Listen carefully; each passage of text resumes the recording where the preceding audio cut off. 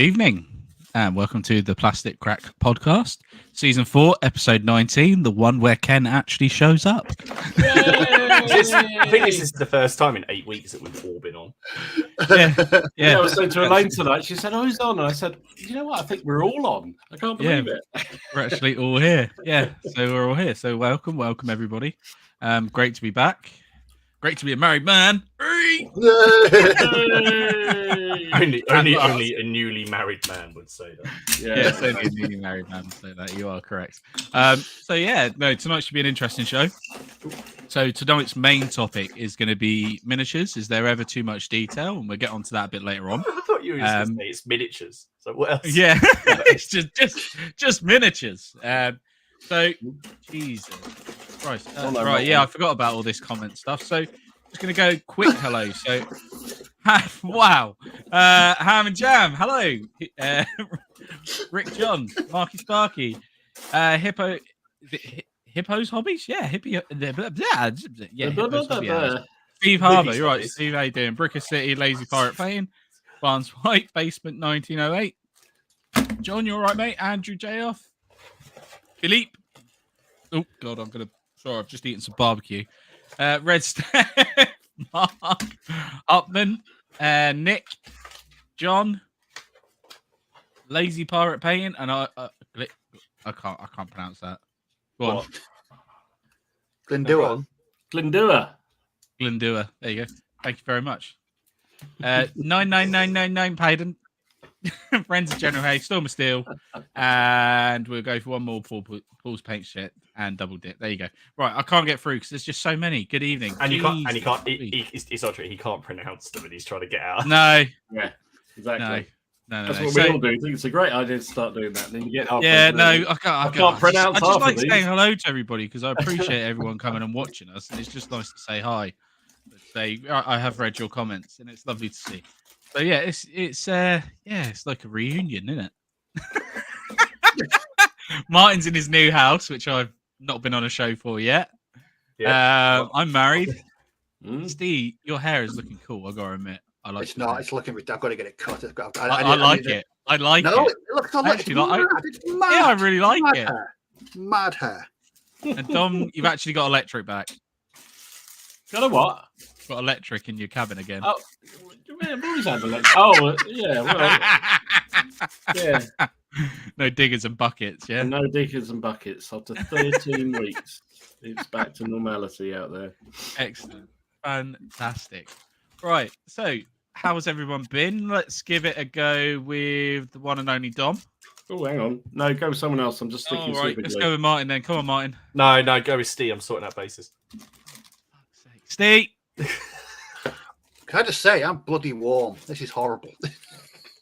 Yeah, it's really warm up.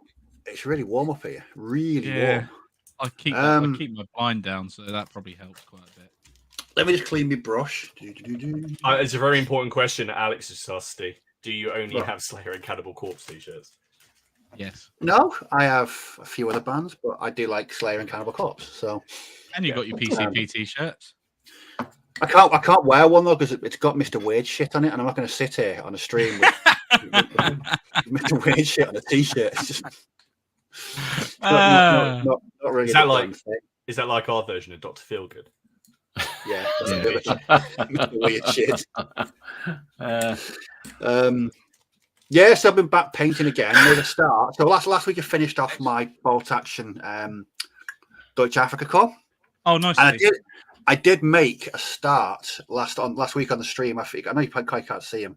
Yeah, my first base of 30 Years War infantry. Oh, nice. Is that the command one? Is it that yes. Command strip? Yeah. I'm quite happy with it. I've got to test the other ones, but that was quite. Took a bit. I probably spent way too much time on it than I actually should have done. It's good because someone asked you guys some advice on that in a bit. So that's quite. So I've got to work out a quicker way of painting them. Anyway, I thought last week would be a good time to crack on with my third O Group battalion. So I'm doing Soviets. So I completed the first company. Oh, sweet.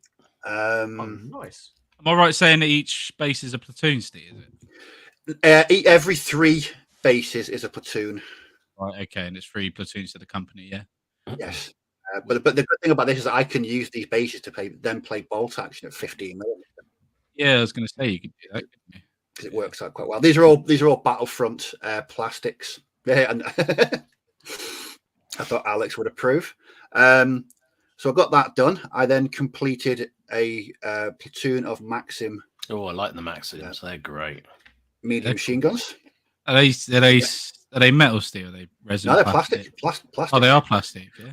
Yeah.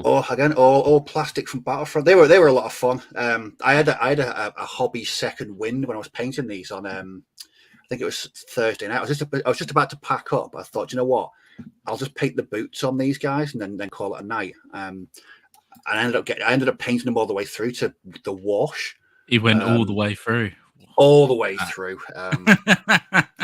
And then I also completed, this is a 56 mil anti-tank gun. Oh, nice, man. Oh, nice.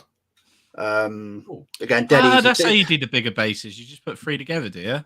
Yeah, these are 60 mil by 25. Ones, yeah, just glue 3 of them together. They're the same ones you're using for your ACW? No. They're the plastic ones that come with the actual things. These are the ones that I use on my bolt action vehicles. Just MDF. One thing I found out about Soviets, I've never painted Soviets in any scale before, and they're so simple to paint. Really simple. They're the most easiest things to paint. And this is demonstrated by the tanks. Yeah, just green. It's just green and grey for the tracks, and then a tiny dry brush in it.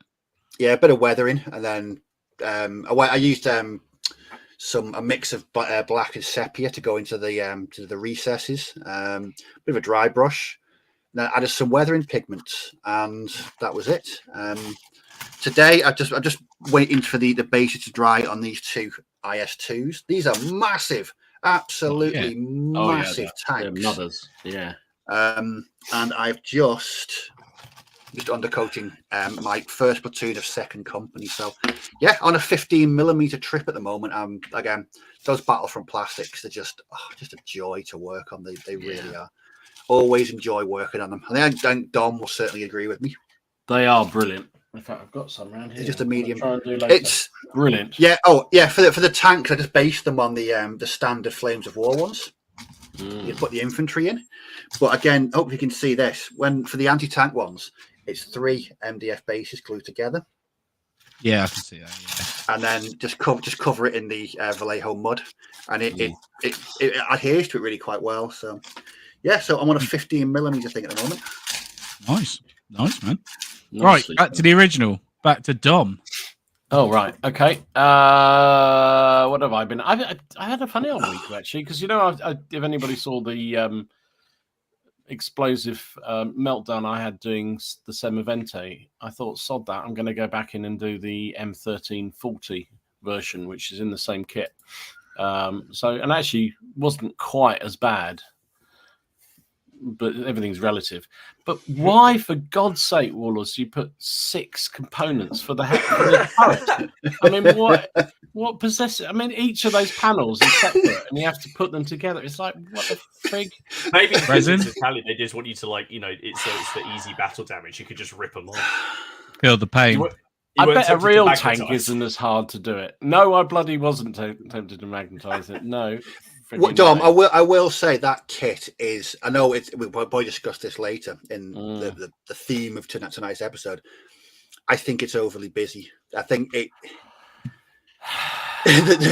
things could have been made a lot easier. Absolutely. I mean, I have to say, it got, because that front panel.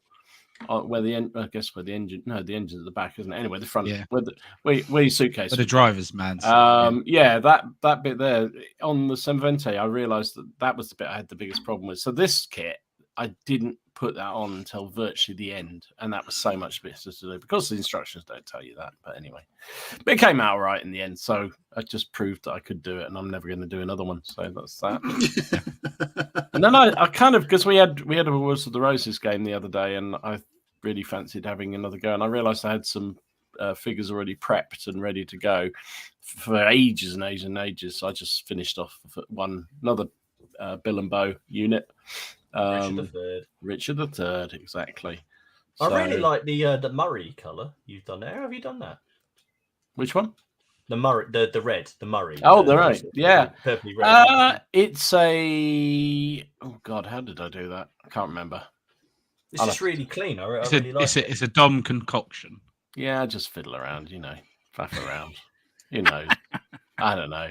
It's whatever seems to work. I do it. So yeah, but I'm quite pleased with that. I've got another one in production. I think that'll probably be my last Bill and Bows. I've got more than I'm ever going to need. I've got some knights to do, and I've got some cavalry to do.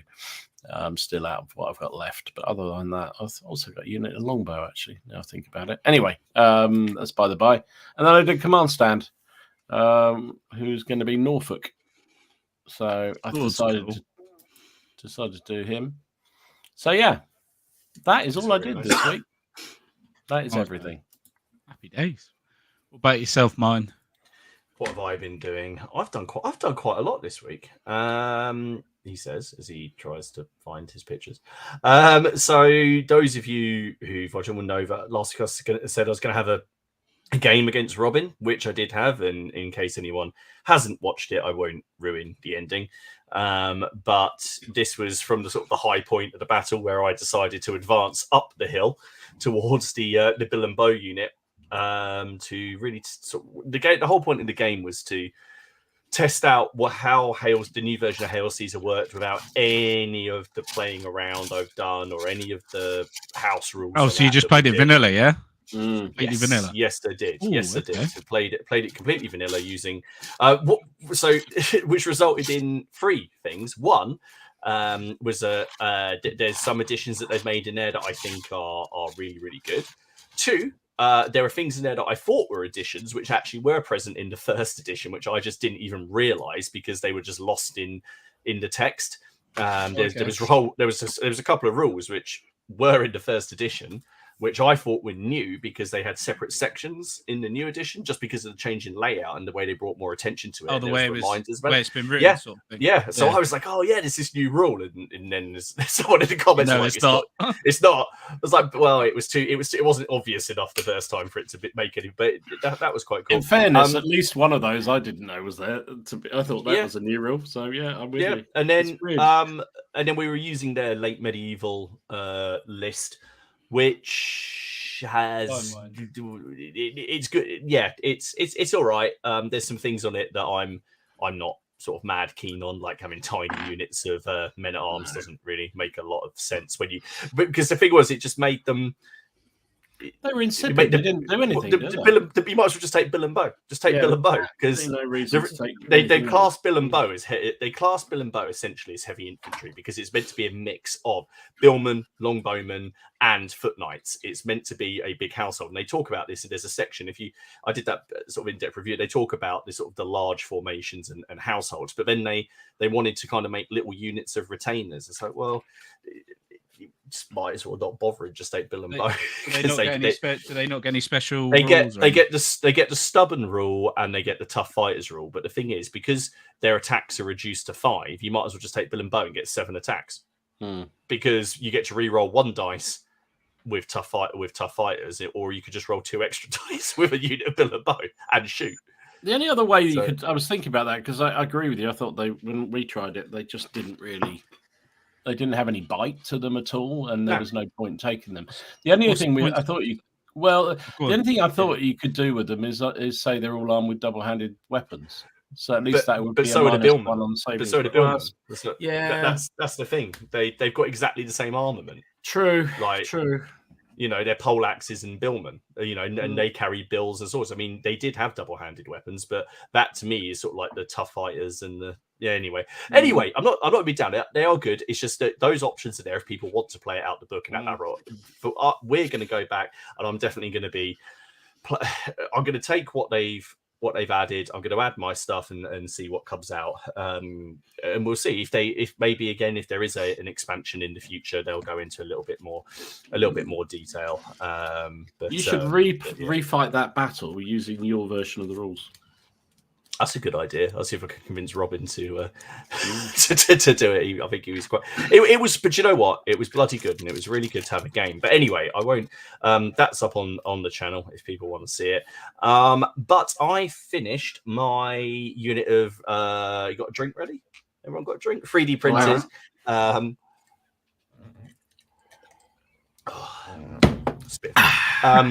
The heavy infantry, the Arab heavy infantry that Reconquer did. I've been working sort of off and on, and I finished those today. Nice. Oh, nice. Those shield details look nice. Cheers.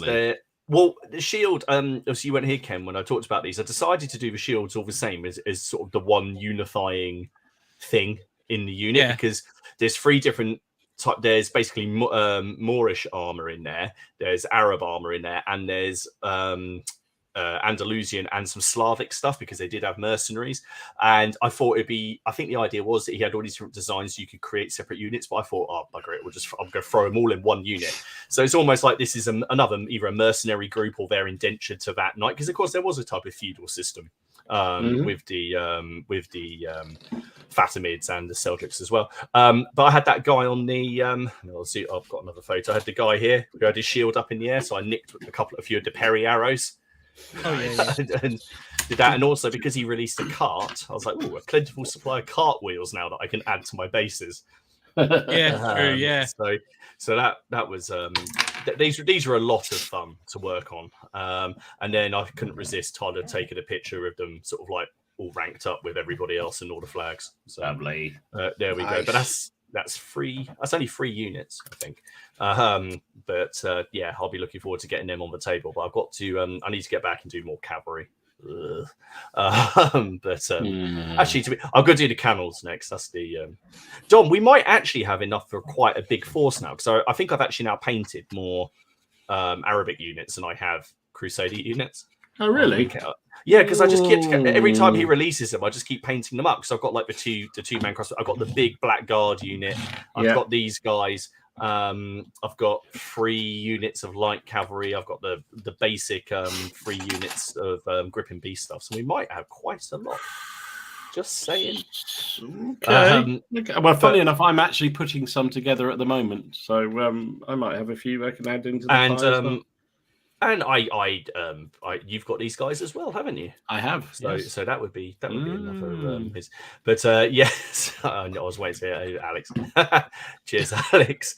But yeah, they've these were great deal of fun. I mean, I'm not going. You know what our opinions on these miniatures are. So yeah, you only drink when Ken says it. But Ken hasn't been here, Alex, for 8 weeks. We can't have been teetotal. Yeah, I mean, where would we be if we couldn't drink? Jeez. Right. Like very Moorish, like heroin. Sorry, I was like, what's like heroin? So that's what I feel. I'm very close to finishing my naval brigade. They're all based. I've just got to do the flock, but I want to get the Gatling gun and the rocket done as well before I show them off. And I'm just trying to stick together this Empress Miniatures Gatling gun, and I'm having a bit of a Dom moment. Because there's 1, 2, 3, 4, 5, 6, 7, 8, 9, 10 pieces, not including the crew, and I'm looking at it, going, I'm sure it's going to look good. But and also on their website, they've only got the one photo of it, and you're just like, no. That drives me insane. I'm looking at. You're not going to be. There's no way you're going to be able to see this. Oh, you might be able. Hang on, I'm just going to make myself big. Right. I don't know. Can you see this? If I put it in front of this little bit nubbin here, Yeah. I think that's meant to be the elevation thing. Yeah, like probably the screw. But on the carriage, there is sort of no indication of how far back. Oh, useful to put it. So I'm going to really go with what looks good and hope. Always go. Someone in the comments will tell me when of course they will. So it will be fine. Anyway, yeah, that's why we've got hopefully going to be trying out some Water Cowboy this week. Nice. No, I went to the Bury St Edmunds War Games Club, which is just around the corner from me. I went there on Saturday, in Newtown. Thought I'd go on there. They were really welcoming, but they do it alternate Saturdays, 3 till 10 p.m. So they get a nice long, time for the game. Yeah, it was really cool. And I went in there. There was a whole mix. There was Water Cowboy, Zombicide, Flames of War, Bolt Action, 0200.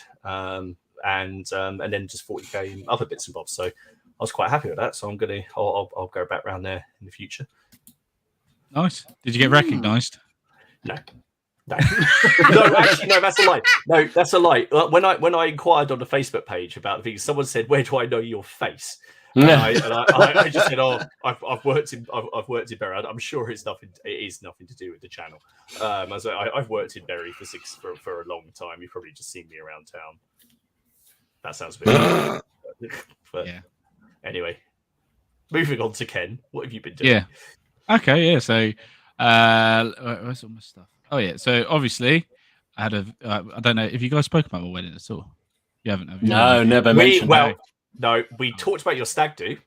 Oh yeah. Oh right. Okay. Yeah. Oh. And we shared some photos for your stag do. Oh, Nothing God, bad. Nothing. Well, no, that's fine. So, just obviously, I got married. So this was the lovely venue where we actually got married. Really nice day. The best man mine making his little little speech with his top button done up, looking rather snazzy daz. You mean the reading that you gave me 5 minutes before the wedding? Yeah, that started? thing. Yeah, that's it. Yeah, that reading. There's the three amigos having a nice beer. You do look like a car, not the suit, but your face does look like a car salesman.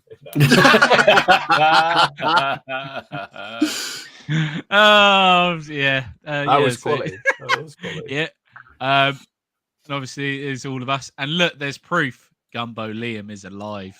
Yeah, he's at the back. He is. He's at the back there. And that on the right hand side behind Martin's head is actually my father-in-law. It's even funnier because I've just seen him in the picture. I don't know what the fuck he's doing. I think he's wondering what the fuck we're doing, Ken. Yeah, he must be. Yeah, but no, my lovely wife and me married at last. Happy days. Well, happy. We're just waiting for all our pictures to come back. So no, loving that. But I actually have got some hobby done. Ooh. Can you actually believe it? Well, you haven't got an excuse anymore because you're married now. So there's no reason to. You can't use doing the wedding stuff as an excuse. No, I can't. Where is it? There it is. So I finished my first 20 gobos all the way through. Cool. Yeah, so 3D printed. Take a drink.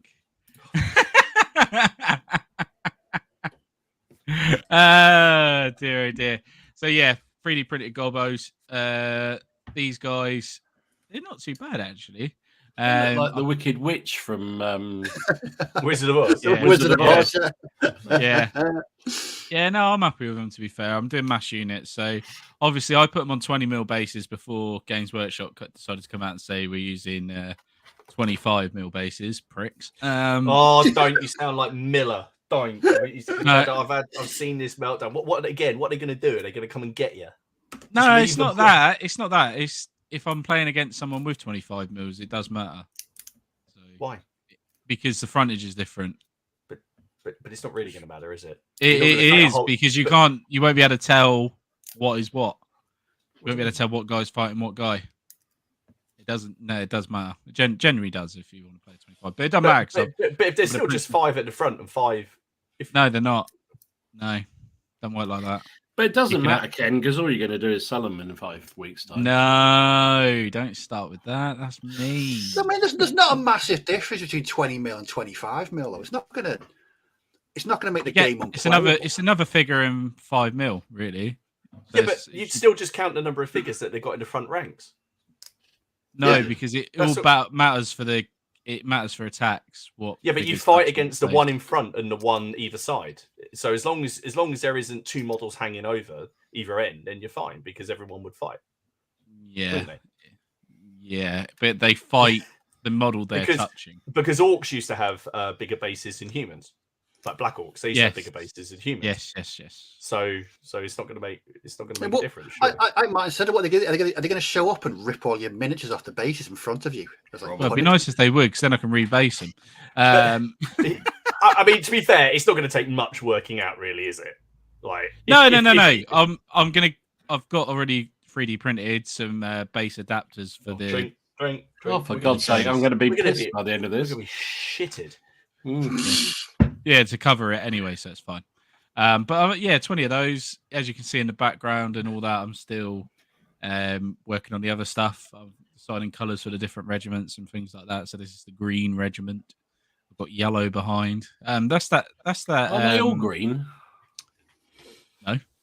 Oh, okay. No. The regiment colours. So look at their little hats. They've got little seals in green. I see. Right. Yeah. Right. Yellow with the guy behind. God, yeah. weird shit is so complicated.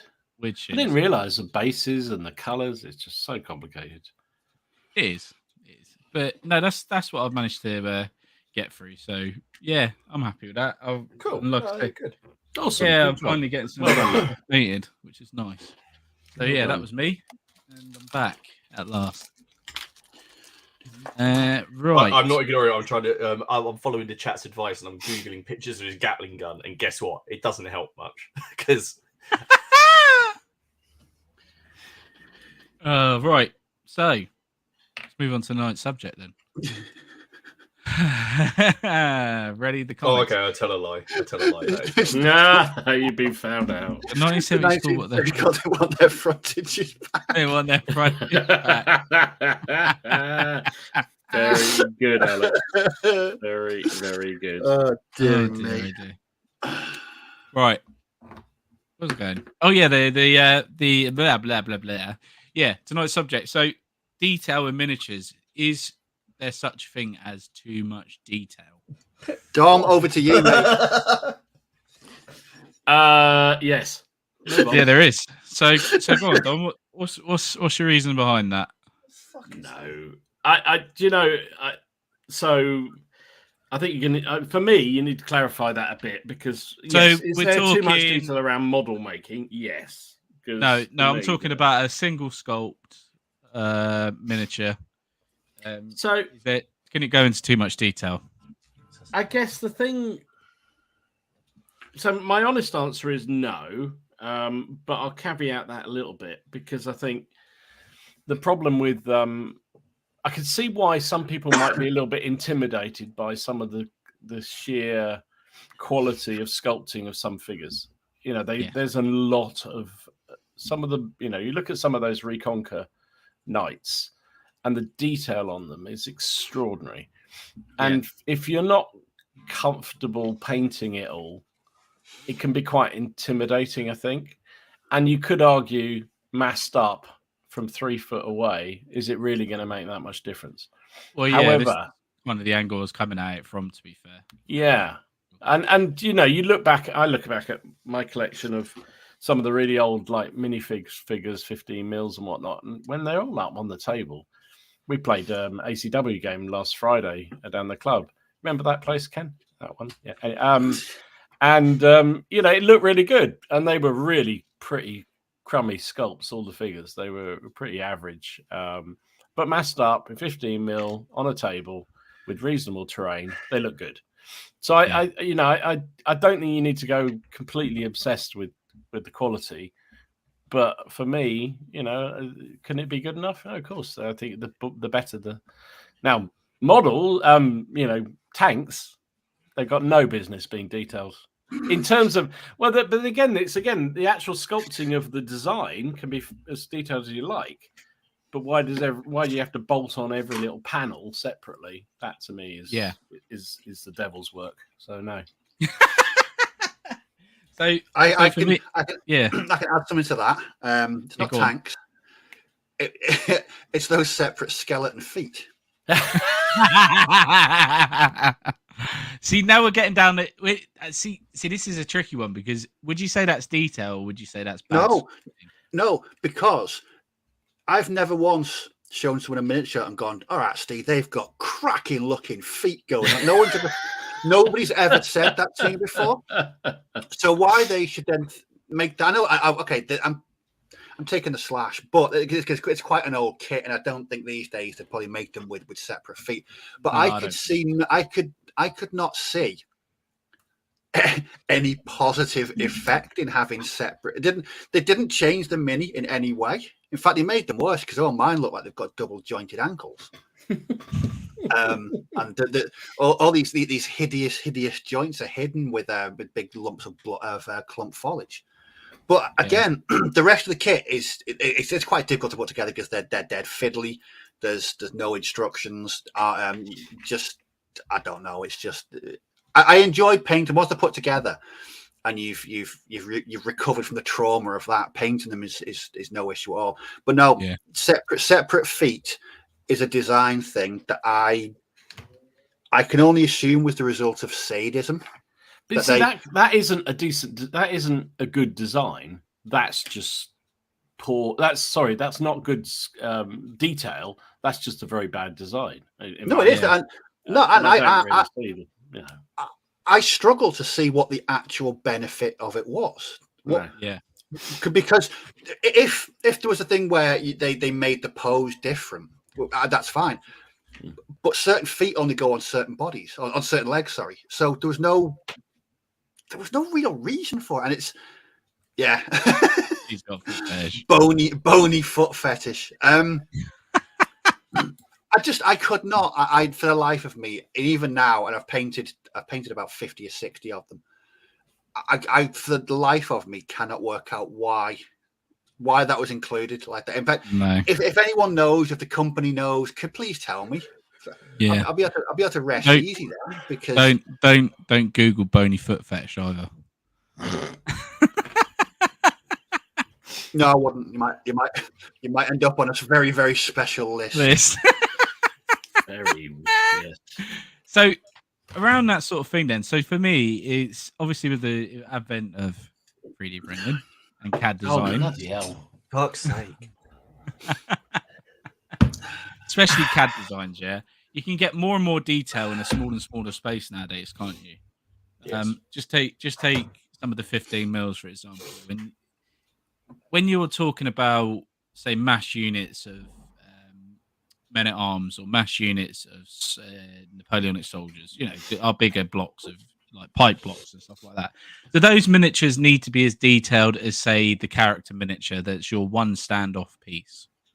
Do they need to have that much time and effort put into them? Do you think there's a market out there to have models that look quite good? They're not as detailed, but they're quicker to paint for your mass core units, and then for your character models, they go all the way. You get whole hog, you get everything down to belt buckles and bits and bobs like that. Do you think they need to have individual belt buckles on core like infantry units? That's kind of what I'm getting at. I don't know. I mean, part of it may be sort of professional pride on the part of the sculptor. They don't want to be sculpting low detailed subpar figures. Yeah, I mean, I can certainly see why. I mean, 15 mil when you've got ranked up like that. In fact, when I was painting those the epic scale ACW, and I remember at one point I was doing all the equipment on the back, and I was highlighting. I thought, no bugger's going to see this ever. No, you're spending all that time painting it. And no one's going to see it. Like nobody is literally going to look because once they're all ranked up, you can't see them. You can't see it. It's very strange. But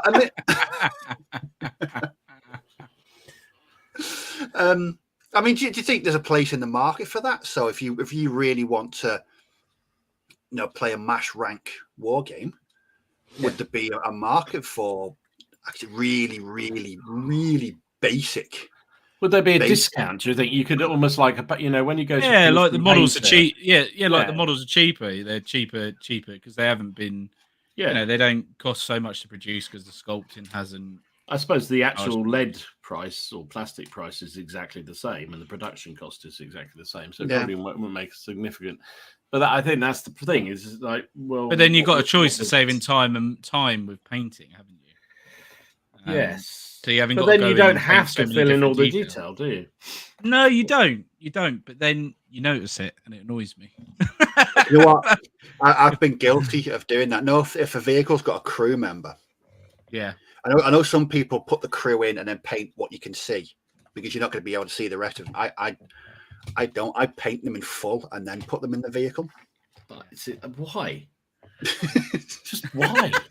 I mean, you're insane, Steve. I'm just saying that. Because I want to know that miniature is full. Is it because when it misses, when it fires, it's because you go, oh, that's because that tank crew member wasn't painted properly? It's because it's because he's got grey plastic boots rather than brown leather ones. That's why he missed. Everyone knows painted crew. Clearly, that's it. So that's why I go wrong. You see, because I'm just like exactly.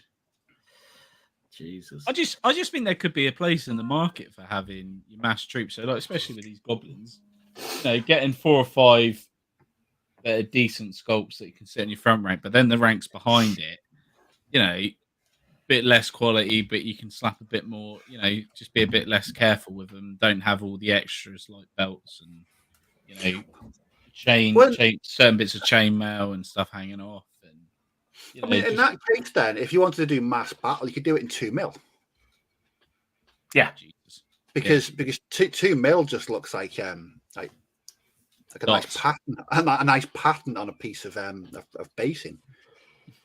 Yeah, actually, Mark makes a really good point here. So you can buy Wargames Atlantic, do basic Prussian infantry, 40 figures for 25 quid, but they're good models, and they are good. They're pretty good sculpts. So, you know, just because they're a large number and cheap doesn't mean they don't have to be decent quality.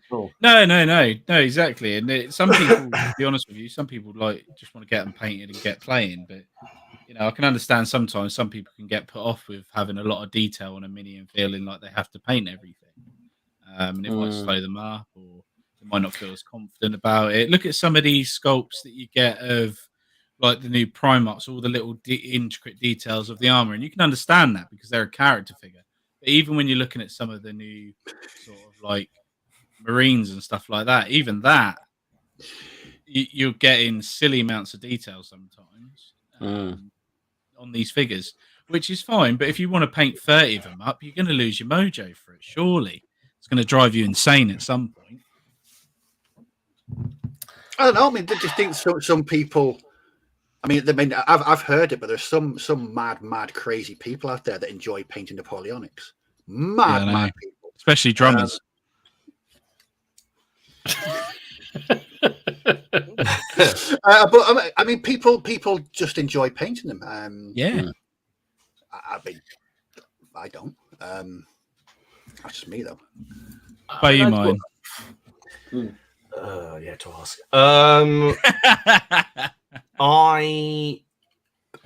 I mean, I'm just very, very much, you know, if you don't want to, if the details on the model and you don't want to paint it, then just don't, you know, just it's like if it's a belt, you don't want to paint the buckle, just paint the belt brown and don't worry about the buckle. You know, I have started now gluing my shields on before I paint miniatures, just because if there's anything, you know, why am I bothering to paint a hand that's holding a shield when I can't see the hand? So I started, like, now I paint the majority of my mounted models stuck to the horses, because again, like, why am I bothering to paint this whole saddle? when you paint the saddle and then I went like, oh, look at this amazing detail. Oh wait, hang on a minute, his cloak is sitting over the top of that, so what's the point? So it very much depends on the model. Dominant, I think there's, I don't know, when it comes to them, I guess it's what you're trying to achieve with a model. If you are talking about rank and file French troops in greatcoats, then I suppose there's 4 key details you want, which is you want the big greatcoat, but you need there to be some detail. There needs to be some folds in that, otherwise you're left with just big flat areas, which are easy to paint, but they look cack. You know, you can't dry brush them, you can't pick them out, you can't do anything with them. You want details on the shakeout. It's nice to have, you know, ones that are slightly tilted on the head, or, you know, ones that have, you know, got worn.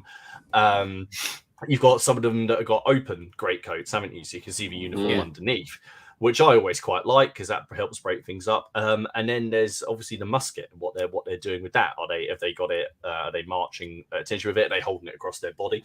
So I think when people come to certain models, I suppose there's just key things that you want to see, and then anything past that would be, I wouldn't say it's extraneous, but you could do without it. You know, I could understand if people didn't want to paint it. Personally, I quite like details. There is such a thing as too much detail. Like, you know, sometimes it's a bit like when we're painting, and, you know, when you say maybe I should just stop now. don't necessarily need to add this other I don't know, set of chains hanging out of this, on this thing. Like you're saying, like the Primark models. The thing is with the Primark models, they're like £100 centerpiece models. They're resin kits, they are. And even the new Primarks, like the Angron model, and the DVC. I suppose it's just because of, in that universe, it's because of what the lore and all of that.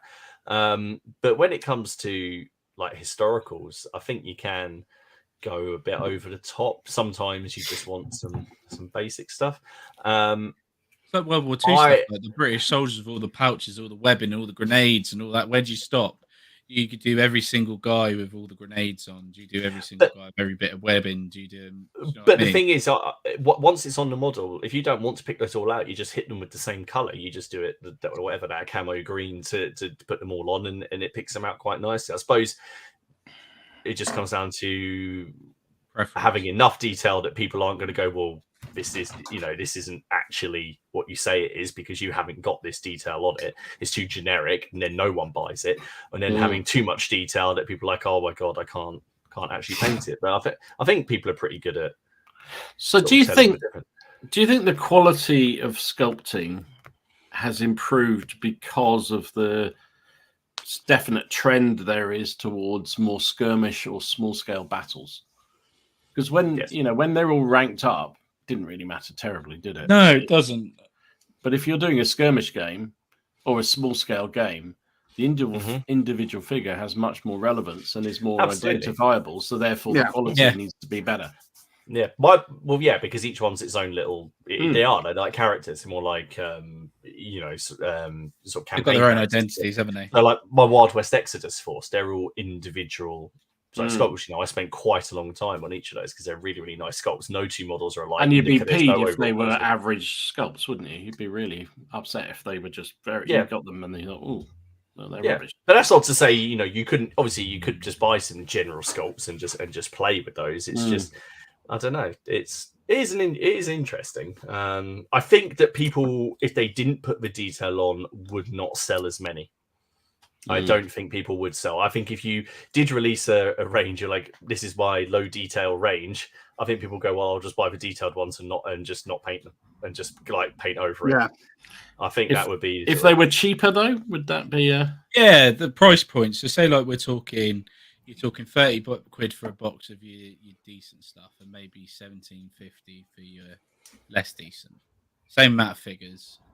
Would that influence you at all? So, like for me, I would be thinking about, say, like the Lord of the Rings sculpts now, the Ministerial guys, right, those have been about for God knows how long.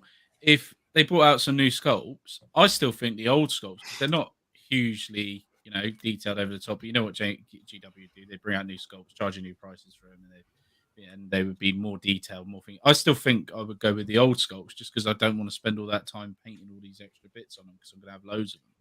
I don't know how you feel. I still think they're good enough. So some of the older sculpts are still. I don't really see what they do though with them to make them more. They're just blokes in armor. It's like the foot from Perry. Like what else are you actually going to do? With them?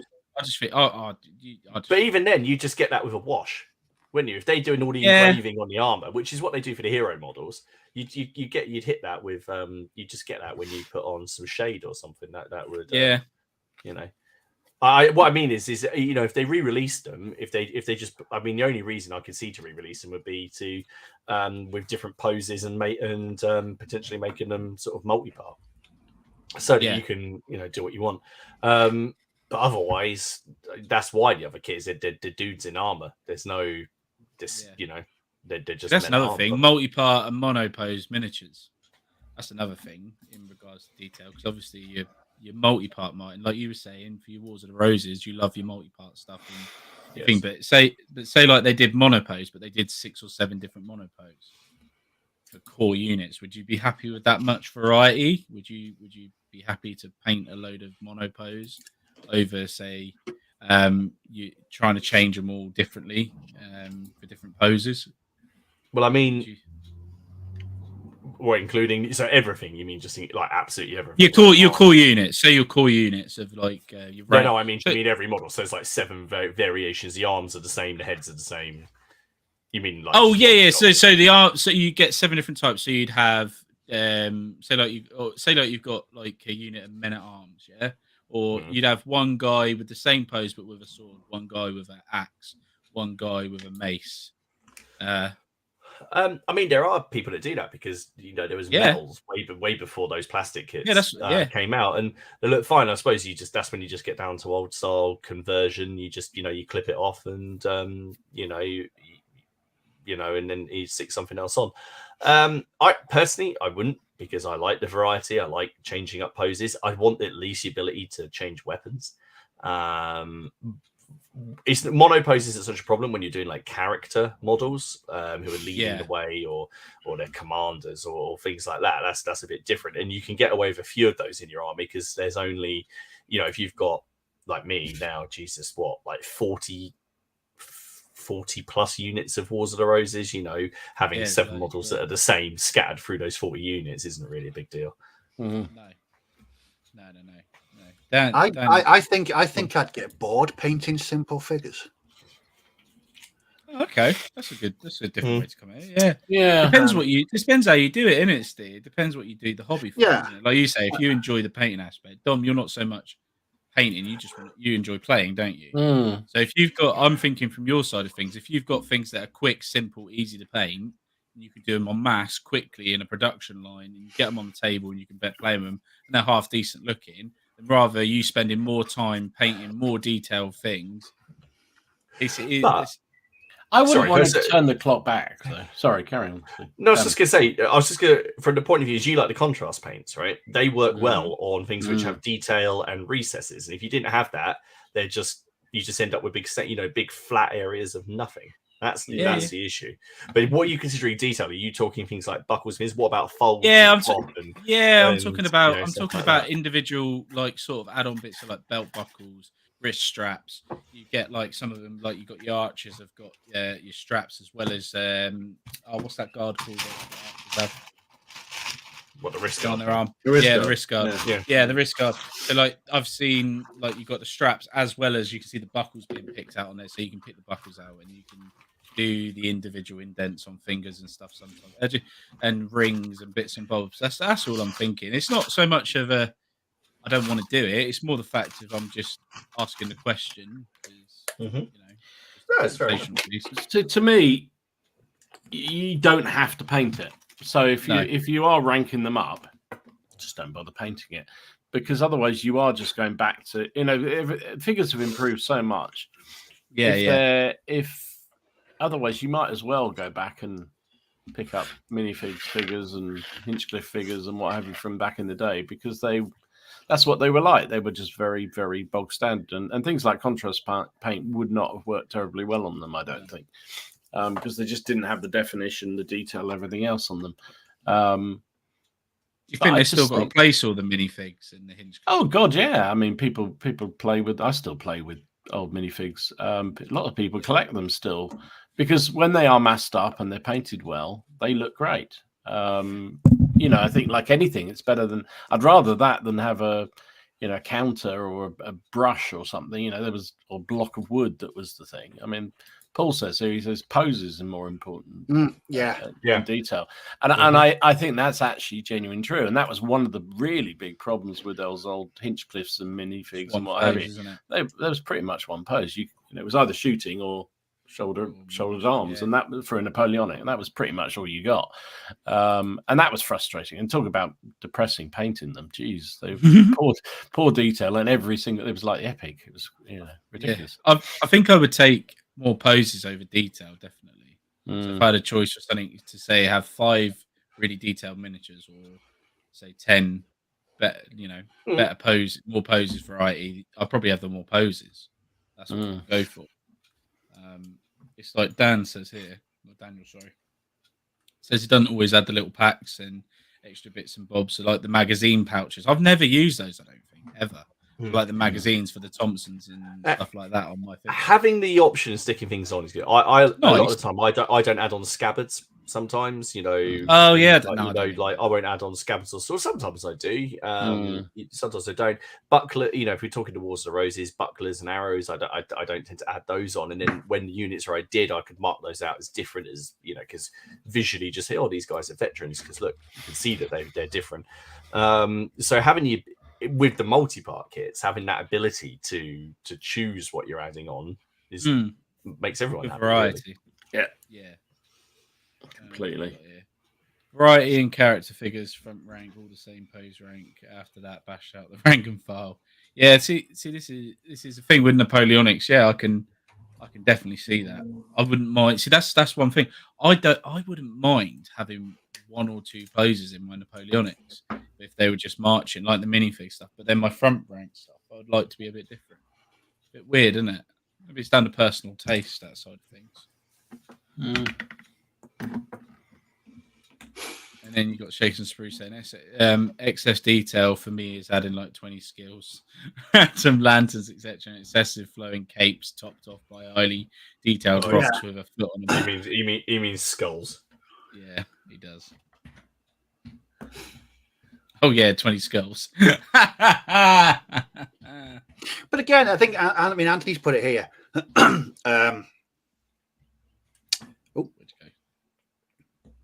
Always paints it's down to personal preference, though, isn't it? I mean, yeah. It's if you want to give your rank and file, you know, the absolute basics. They're just, you know, four or five colors, hit them with a wash and dry brush. Again, I just think it's down to personal choice, really. Yeah, I think down to what is it?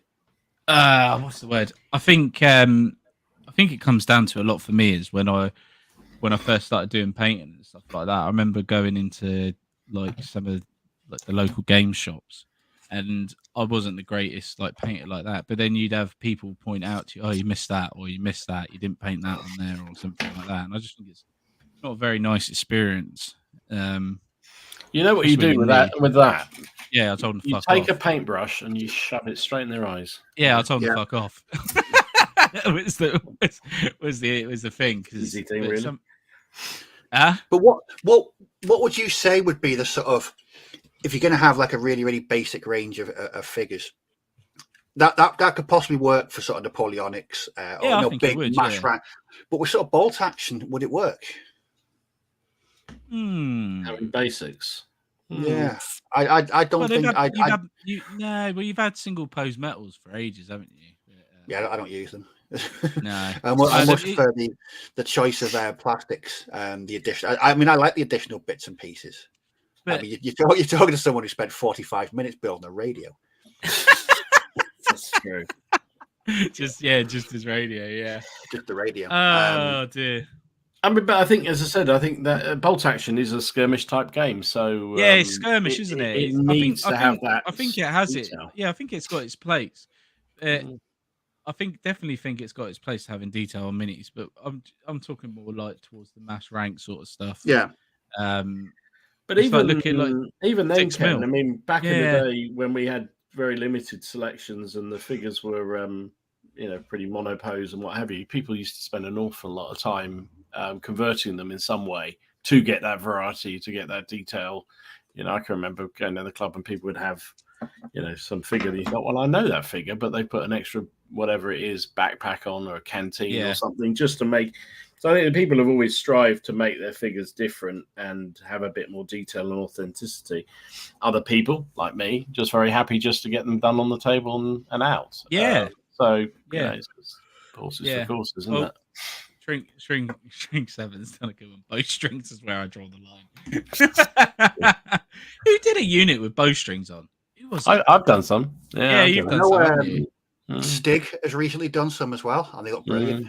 They look really good. Okay. Yeah, I've done them on skirmish game figures because if the figure is easy enough to make, some are molded it so badly or so difficult for you to actually do it. But if they're actually held out pulling the bow, then actually you can do it relatively easily. But I wouldn't do a whole unit of them. No. No way. I have No. one for you. Why did you bother doing the rigging on your ships then? Well, if you remember, I cheated on the rigging. Yeah, but you didn't, did you? I did really cheaty rigging. Yeah. I didn't do the really complicated one. I just literally wound it around a few times and made it look vaguely right, and that was that. Yeah, you didn't go to the extent. Well, there's your other question, isn't it? Is look at Ian and his ships.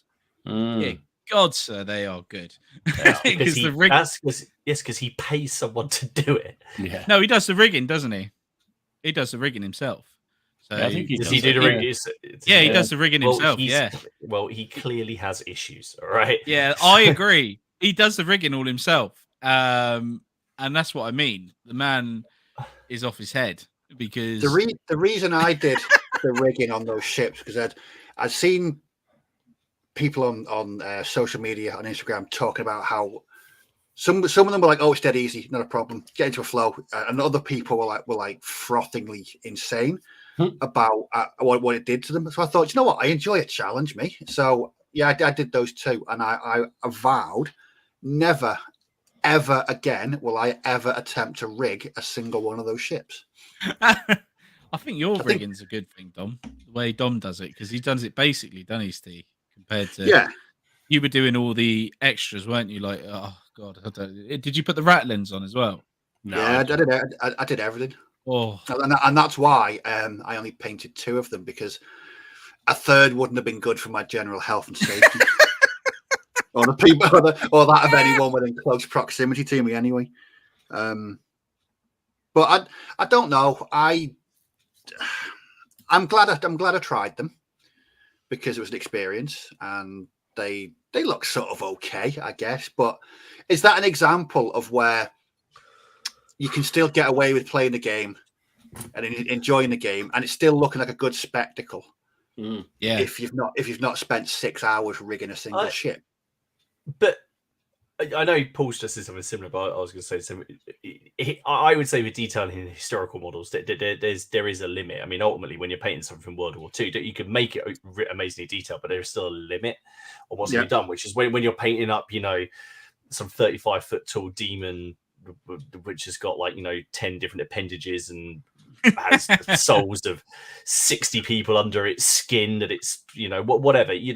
That's when things can get too crowded, when you start just doing too much. But then again, that's part of the fun, isn't it? That's the challenge of it all. Like with dragons and scales, right? Because I love scales because you could just whack a wash over them and it picks out really well. But I know people who go in and paint every single one and highlight every single scale. Oh God, that's painful. Andy asked a really good question. Does anyone carry on painting figures once they're based and playing with them to have more detail? I like the thought of it, and I keep thinking I'll go back and touch up some of my old figures like that. But in reality, no. So with my naval brigade that are based now, because I hadn't decided who was in the front ranks or anything, they're all painted to a basic. Well, they're all done as well as I would do normally. I'm going to go back, and the ones that are at the front, I'm going to pick out some extra bits on. Now they're on the base, but probably pre-flocking them. So I'll go back now. Yeah, you haven't done your... Yeah. I think, in all honesty, the only time I've ever done that is when I played a game and then realised I'd missed something on a model or two. I thought, oh shit, and then went back and painted it afterwards. But that's the only time. Do you know the thing that I would like to do? Go on, Steve. Go on. Sorry. The only time I've done it was last year when I looked at my Germans that I painted for bolt action, and I painted them 4 or 5 years ago. And compared to the stuff I was doing sort of now, they looked a bit inferior. Yeah. So I repainted quite a few of those, about 1,200 points worth of stuff repainted. And I'm glad I did, because they look a lot better than they were. They were quite basic when I painted them before. But that's the only reason I would repaint, is if I wasn't happy with the quality of the unit that I'd originally painted. That's why I'm really, really scared to look at my bolt action US Marines, because I know that because I painted them, oh crikey, 5 years ago now, maybe even 6, I won't be happy with. Even though it's a nice looking army, I will be tempted to completely overhaul it, and I don't want to do that. I really, really, really don't want to do it. I think that's what we're very different. Because for me, I would look at it and go, "Yeah, I've improved," but I don't care. It's still a token to move around on the counter on the table. So fantastic. Yeah, Play it. Yeah. But I'd like to go back and do my skin tones, just because I think some of my skin tones that I've done in the past are really shite, and I could definitely improve on it. And they just when I put it next to a figure that I think my skin tone's quite decent with, and I've done a tiny bit of highlighting. I wish I'd spent more time learning how to paint flesh a bit better. So that's probably the only reason I'd ever go back and do miniatures. But I wouldn't repaint the whole figure. I'd probably just go back and pick the faces out and the skin. so there's one for you, Ken, from John. He says, "This is it's like the idea of having actual overhead wires for electric locos on a railway layout. Do you bother or not? I don't know. The overhead, yeah. If I was doing it, if I was modelling it, yeah, yeah, I would. But all my wiring underneath my layout is neat and tidied away properly. It's not dangling. It's all labelled and everything. Yeah, I'm really anal with that sort of thing. Yeah, but would you do? What you're saying is, would you do the overhead wires? Yeah, 100%. But you wouldn't do the rigging. If I was using a pentagraph train that had pentagraphs that go up to actually hit the wires, yeah, of course I would. Yeah, it's part of the thing. It's part of the aesthetic. You wouldn't have Is it called prototypical? Yeah. I wouldn't. It's like if you had a steam train, you wouldn't not put coal in it, would you? In the tender. But most of them have it empty. Yeah, no, I wouldn't. But then I don't mind detail, so it doesn't bother me. Yeah. No, I would. Yeah, I would. Even though it doesn't run on the electric, yeah, I would put it up. So it's just it's that sort of hobby. It's a real anal thing about it. It just depends, doesn't it? That's what I mean. It's just down to personal preferences, and that's kind of what I'm getting at. Is just for some people, detail is really good, but some people, detail with certain aspects of certain units isn't that important. It's like some of the Uruk-hai models from the Lord of the Rings that I think are really cool. They've got massive issues with like their arms, where the whole section in their arm here is solid plastic, where it's not been molded out when they've done the molds, because the molds are out, that's how they were sculpted back in the day. But I still think they're decent. What else have we got? I don't always use Brick Cities, but I don't always use them, but I like having the option of adding details to models if I want. I'd always prefer the plastics for bolt action than the boredom of metals. Absolutely, I agree with that 100%, and this is why. I thought he was a damn fine fellow up till now. Yeah, I know. I was about to say, hang on a minute. There's been some beautiful Arnhem miniatures just released in metal. What I like about if I start a bolt action project, and this may sound really, really strange, but one thing that I always look forward to is the team weapons like mortars or anti-tank guns. You love chucking the metal out, don't you? The first thing it is I remove the metal crew and they go in that box down there, and then I will then spend hours kit bashing alternative crews for them, because one, they're in the correct scale with the rest of the army, and two, the crews don't always look the best. Mine look infinitely better than. They're not metal anymore, though, are they? If I'm right. No, they're using that new resin stuff. Oh yeah, the resin. Yeah. Is it easy to work with though for cutting up? It's got to be in it, surely. I don't know. I know Ken, the eccentric man, did a video a few months back. He had a test figure, fair to middling, really. I still wouldn't use them because I like my as far as I can. I like individual bolt action armies that nobody else has got. So I know that those DAC, I replaced the mortar crew, the light artillery piece crew. Everything was replaced because one, I don't like the metal miniatures as they are. They're slightly smaller than the metal one, than the plastic one. Sorry, so they're slightly out of sync with the rest of the army. But I just like to say, look at this. Nobody else has got this. This is mine. I made it, and I think I think that's the mindset. Like, well, you always got unique team weapons, don't you, Steve? Yeah, you always have like, unique team weapons. I love that, but like flamethrowers and that, aren't they? they're you kit bash them as well, don't you? Yeah, Flamethrowers all my US Marine flamethrowers, about 5, and they're all kit bashed from old Imperial Guard stuff. Yeah. Old Imperial Guard flamers and green stuff. But I was about to say them about Dom. So I know Dom would just he'd get the weapons crew and do it, and it's on the table. It's painted, it's done. Yeah. Yeah. Yeah, And but both there's no right or wrong. No right. Oh no, there isn't. No, 100% not. No, there isn't. If they're your miniatures, do what you want with them. If you want to make a really, really complex army, do it. If you want to keep it really, really simple. It's like that the Winter US Airborne that I did. Every single figure in that army is kit bashed. Every single one. Unique in it to you, and that's and cool. it took me 4 months to do. Yeah, exactly. I It's a time, isn't it? Hugely what you've done with those, but to me, I couldn't. No. It's time. It's time versus what you want to achieve, isn't it? Yeah. So it's like the Witch King. It's like the Witch King model as well, isn't it? And the Lord of the Rings stuff. The old metals, I think they're really cool. Single metals. I think they're all different. They've all got life, and they take about 30 seconds to paint. The new Witch King on his horse and all that. He's a cool model, but he's got more detail on him. Martin, you've painted him, haven't you? He was piss easy to paint. Yeah, he's piss easy to paint, but he's still got more detail, hasn't he, compared to the older ones? Yeah, but because he's in a. But the problem is with the older ones, they covered up a lot of. Yeah, they just didn't show off as much of his armor, so you can't see as much of his armor, and he's in a bit of a goofy pose. To be honest, he's just kind of doing that with the mace. The new one is actually in a decent pose, but yeah, he was pretty straightforward. To be honest, I did make a video about it and then I never released it. I don't know why. I made a whole video. You got that in your back books. Why did you never release it?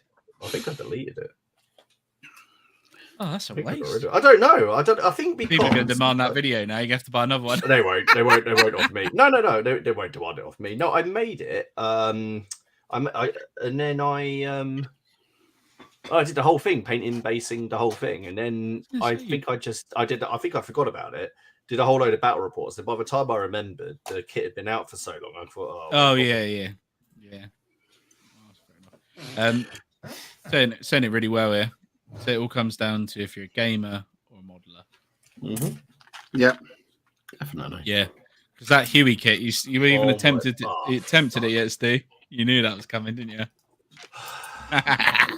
Okay. A quick update. You haven't sold it, have you? A quick update on the Huey. One, I still own it. It's still there. It's still. I've not caved in and sold it.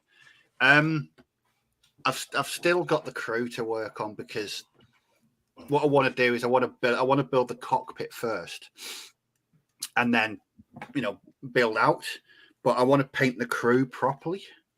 But no, I have still got it. And what I was going to do, I was actually going to spend this coming weekend working on the Huey because I've seen a lot of people on the Rubicon communities page, and they've been posting up some fantastic ones. It's been a bit inspirational. Is the detail putting you off a little bit? No, like I said, it's probably one of the only model kits where I've opened the box. Mine, what are you doing? And then I'm trying to find this fucking piece from this fucking stupid fucking. The carpet monster's eating his bait. I'm sorry. I've done the Gatling gun. The Gatling gun's fine. I'm now doing the rocket, and the person. I'm sure it's very accurate.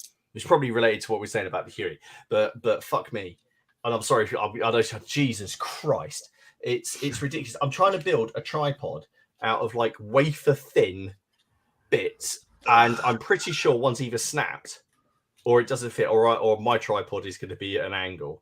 Oh my god, this is horrendous. Dom, you just. I'm seriously considering throwing this in the bin. I've been trying to do this for 10 minutes.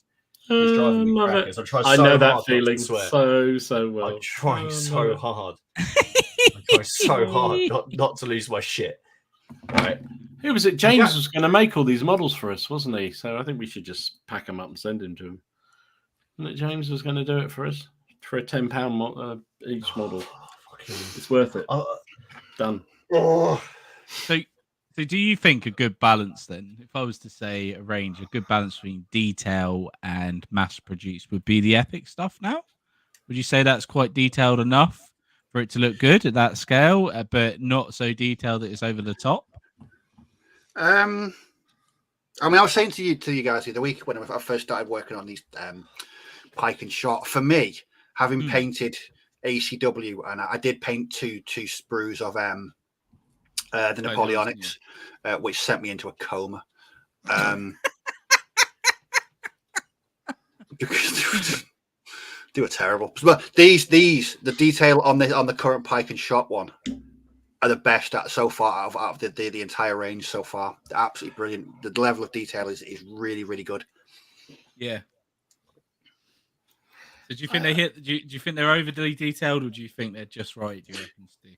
No, sweet spot. I think they've got it bang on as far as level of detail, paintability. So you're not going to spend. I mean, you could spend hours and hours and hours and hours and hours, but I don't think that's the purpose of painting epic figures. You don't want to be spending hours. No. But is that a scale thing or a detail thing? Because you wouldn't spend if you were painting a Pendragon 10mm figure or whatever they do, so 10 or 12, whatever they do, or an epic, you would not spend as much time anyway on a figure as you would with the 28mm or 54mm. No, but I bet you there are some people out there, Dom, that do highlight everything all and do go the whole hog. I bet there are some people out there that do it. And it's like, for me, that's where it brings it good back onto this subject. For my push and pike set, I want to ask you guys your opinion on the 30 Years War side of things. What would you say is the easiest, quickest paint scheme to get on the table? Here's a question. Well, if you go in, because we're doing 30 Years War. There's about 150 quid on its way to you, mate. That's all I'm saying. So what I found is, because I'm doing the Imperial side, so yes, the Holy Roman Empire, etc.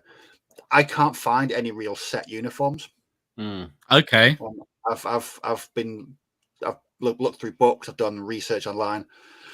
There's no. I mean, these ones that I did, I just picked the colours that I like painting. So these have got blue trousers, red socks, which Andy said is an Imperial thing. So your socks have got to be red for Imperials, and then I just took like khaki buff jackets, and then just silvers. And that was not too bad to paint. So I don't think you're gonna, if you're doing 30 Years War, but the Swedes, I think from what I can see, they had a set uniform. Yeah. But a lot of the Imperial side, I literally cannot find, and it's annoying. annoying. It's annoying because I would change per regiment. I thought the Swedes were so you've got the green regiment, a grey regiment, yellow regiment, and with the Imperial side, no. I mean, and I wish there was a set uniform, because at least with that, I mean, painting Union ACW so easy, blue. Nazual, blue and red, blue, dead easy, really, really easy. But yeah, I guess it's a strange one. If I can have a red unit, a grey unit, I just want something that I can just paint mass and just not worry about, if that makes sense. But you could do that for, like you said, pretty much all. You could just do kind of like browns and buffs, and then just change. That's the whole thing, for just browns and buffs, and then just be a bit fruity. And every 10 units, put a red one in or something, just to break it up, or a white one or something. Yeah, just change the flag. Yeah, like you say, just change the flag. It's not really going to make a difference, is it? No. You're right, Martin. You calm down now. No. Still super pissed off with it. I'm furious. Leslie's telling me not to do the 30 Years War and do World War II Russians. It's a bit hard when I ain't got no World War II Russians. But yeah, I understand what you're saying, Leslie. These are the simplest things I've ever painted at this scale. Yeah, they're just ridiculously easy. Second World War is so easy compared to something like Napoleonics. I do not enjoy painting the Second World War. You don't like it, do you? No, I find it. Nope. Yep, I hate it. I hate it. I get bored. World War II British for you is like a death sentence. Is like a death sentence, isn't it? I struck. Yeah, it's just to me, it's a bit like with steam Napoleonics. I just get bored rigid. Oh, look, more drab. Yeah. Great. See, I reckon the Yay. Vietnam stuff would be quite good for me because it's just quick, something else that quick looks like the paintings, isn't it? ground. Great.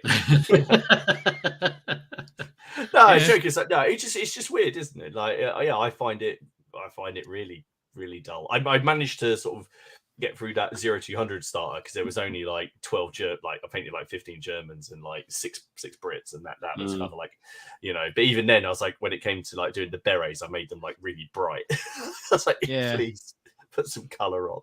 You know, you should paint French Foreign Legion. No, I don't want to. They're don't want keppies. to. I just don't want to, Kev. Yeah. I don't want to. I don't want to. Oh, that's actually a really good question. Actually, I've never. Is there actually a French Foreign Legion list in Bolt Action? There isn't, is there? No. No, there's free French, but not. I don't think. Oh, well, actually, no. There might be a desert list, or is that free French as well? I think it's free French, Steve. Yeah, I think it's free French. I don't think I've seen any Foreign Legion rules. No, not that I can remember. No. That's an interesting one.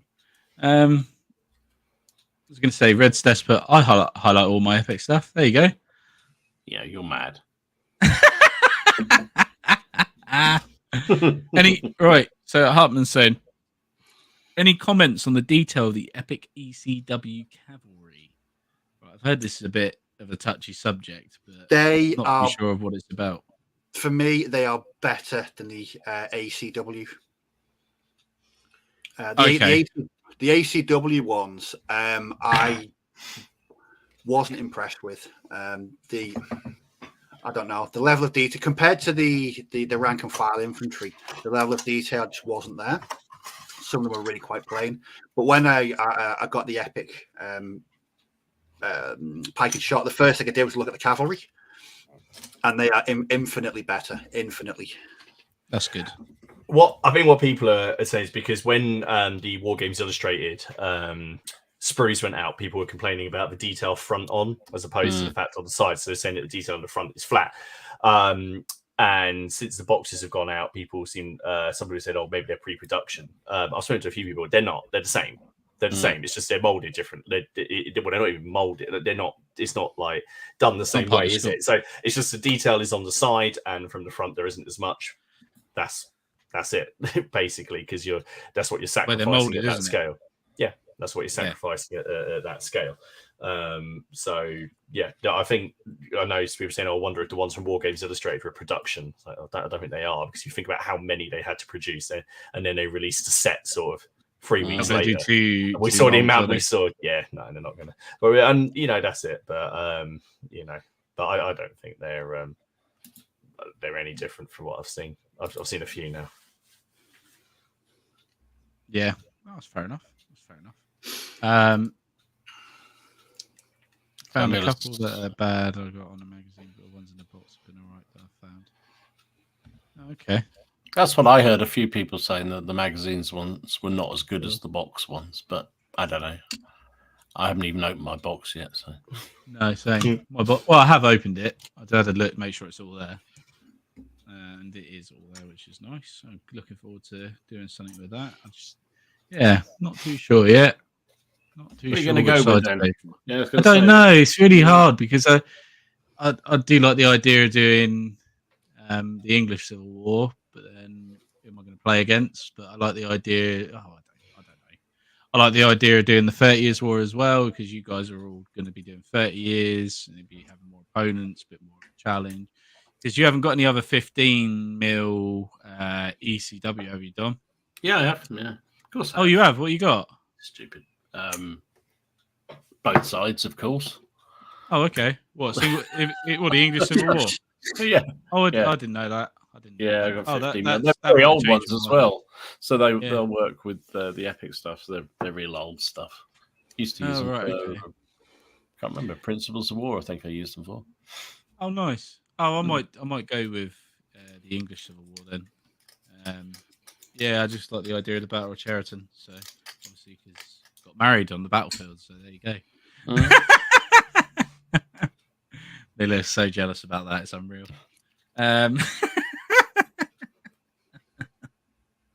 Oh dear. Right, what else we got here? I think it's time for the news, Ken, before you do it first, because we're getting way past what's the time? for the news. It's 9:20. Oh shit. Oh, sorry. I didn't even realise. Apologies. Yeah, it's time for the news. I'm a bit rusty, am I? Bloody hell. All right.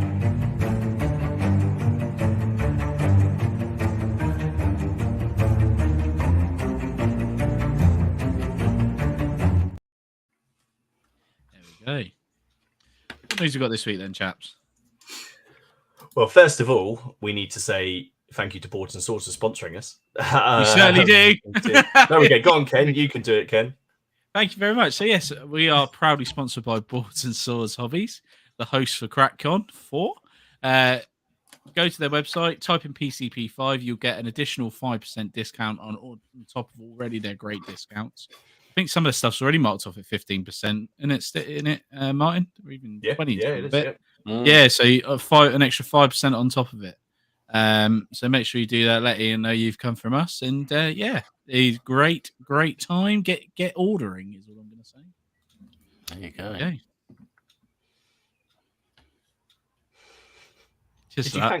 Did he do the catch up? No, he hasn't done the catch Yeah, up. is it? I was waiting for him to remember that. I was going to ask. It's almost like he hasn't been here for a while. It's like he doesn't know what he's doing anymore. It's like I've gone rusty. Thank you very much for watching on the replay and the catch up. I appreciate it. Don't forget the Bash 1st of June game. What 1st of June game? Don't know. What 1st of June game? Yeah, what 1st of June game? Don't know. If you know the details, yeah. What? We've forgotten about it because we don't know what it is. Just comment on it. Just comment. Don't comment on it. Just post the bloody thing. Yeah. What bloody 1st of June game's that? Oh jeez. Oh, it's his other. It's not on the first. It's another Black Seas game. Oh, it's on the Thursday, isn't it? Yeah, It's Thursday. I did it the other week, but seeing as we're talking about the Bash, I do the CrackCon bits now. Yeah, go with it. Get that out. Yeah, again. Dom posted the tickets up right as the stream finished at sort of 10:01, and we were sold out by 10:02. So that's all of them now. I'm afraid that is every single one. It is a complete sellout, yay, event. So now we can panic. Now we just got to sort it all out. Which is great. Now we've actually got to do something. There has been a whole host of games. In fact, there's only one 6x4 table left. I think there might be one or two games in the offing, but remember, it's a first come first serve basis. So in terms of the games so far, I'll just roll through what we've got again, which is we've got the Big Battle of Trafalgar game, which Ian is running, and currently we have 3 players for the British and 3 for the French. So there's still 4 spaces open for that game. I think Ian's got a lot of plans for that. We have the Donnybrook Skirmish game, set in the Monmouth Rebellion, hosted by Paul Richardson. He's doing a 1v1 in the AM and a 1v1 in the PM. I'm really hoping to be able to go and have a go at this. So make sure to go and check that out. I know he's got Joe in for that one. Tim's got his O Group game. He's got his 78 O Group games. So if you're interested in O Group, make sure you go down and have a look at that. Tewkesbury, that's full. That's Don and Leslie. And Matt Mail and Will, they're in for that game. That may get bigger depending on what other tables are available. Gangs of Rome, Andy Hobday's coming down, and he's going to be demoing that all day, so it's a really good chance to come and have a chat with him as well. I'm sure he'll want to chat about anything to do with futsal, so if you're interested in Baron's War and things like that, then go and have a chat with him, but also try out Gangs of Rome because it is an awesome little game. So hopefully, I'm hoping they're going to bring all that lovely Streets of Rome scenery with them. So that'll be very cool. Sharp Practice, Martin's putting on a game of Sharp Practice. I know there's actually only one place left in that now. And it's with the British or basically just anyone who the French fought. So if you want to have a go at that, just let him know. James is going to be demoing lots of Blood and Plunder because we poked him with a stick Mhm. and get to them going. I know Haley wants to play that again. I quite like I'm to have a go not to it playing still, her having, again. She's too. I know. Yeah. It's something good to do. Nick Games has put Crackcon sold out faster than a Depeche Mode concert. Chain of Command, Alex is hosting that. He's going to do an AM session and a PM one. So and it's basically it'll be divided as evenly as possible. But if you're in for that, then just come and have a look at the games. Gary is hosting a General Darmay game, which is apparently full because apparently Dominic Cook is playing in it. Apparently, Who's he? Who's he? I don't know, but he seems to have snuck in there. But he'll be dragged out there kicking and screaming the moment something important that needs to be done. No, I want to play toys. Play with my toys. It is the Nimitz game, which is open play. It'll be dropping in and out. I know this. So if you want to go and have a go at some 1,000 to 3,000 naval stuff, then go and have a look. He brought the rulebook round the other day when we played the game. It does look cool. That's something. See, I'll quite happily go along and play it if someone else has painted it all and done all the stuff. We've got a big game of Flames of War going on, which is full. That's being run by Alid, but obviously just because something's full doesn't mean you can't go along. I'm sure there'll be space and you can have a go at everything. We've got some What a Cowboy, which Mike Wilkins is going to be hosting, and we have some Space Weirdos that someone called Steve Ross is hosting as well. So it's a chance to come along and have some weirdness with Steve. In the corner, some weirdness with Steve. Can we put him in the back corner? Yeah, right. In the back corner, things get weird with Steve. Yeah. So we still have I think we still got 2 4x4s left. Wow.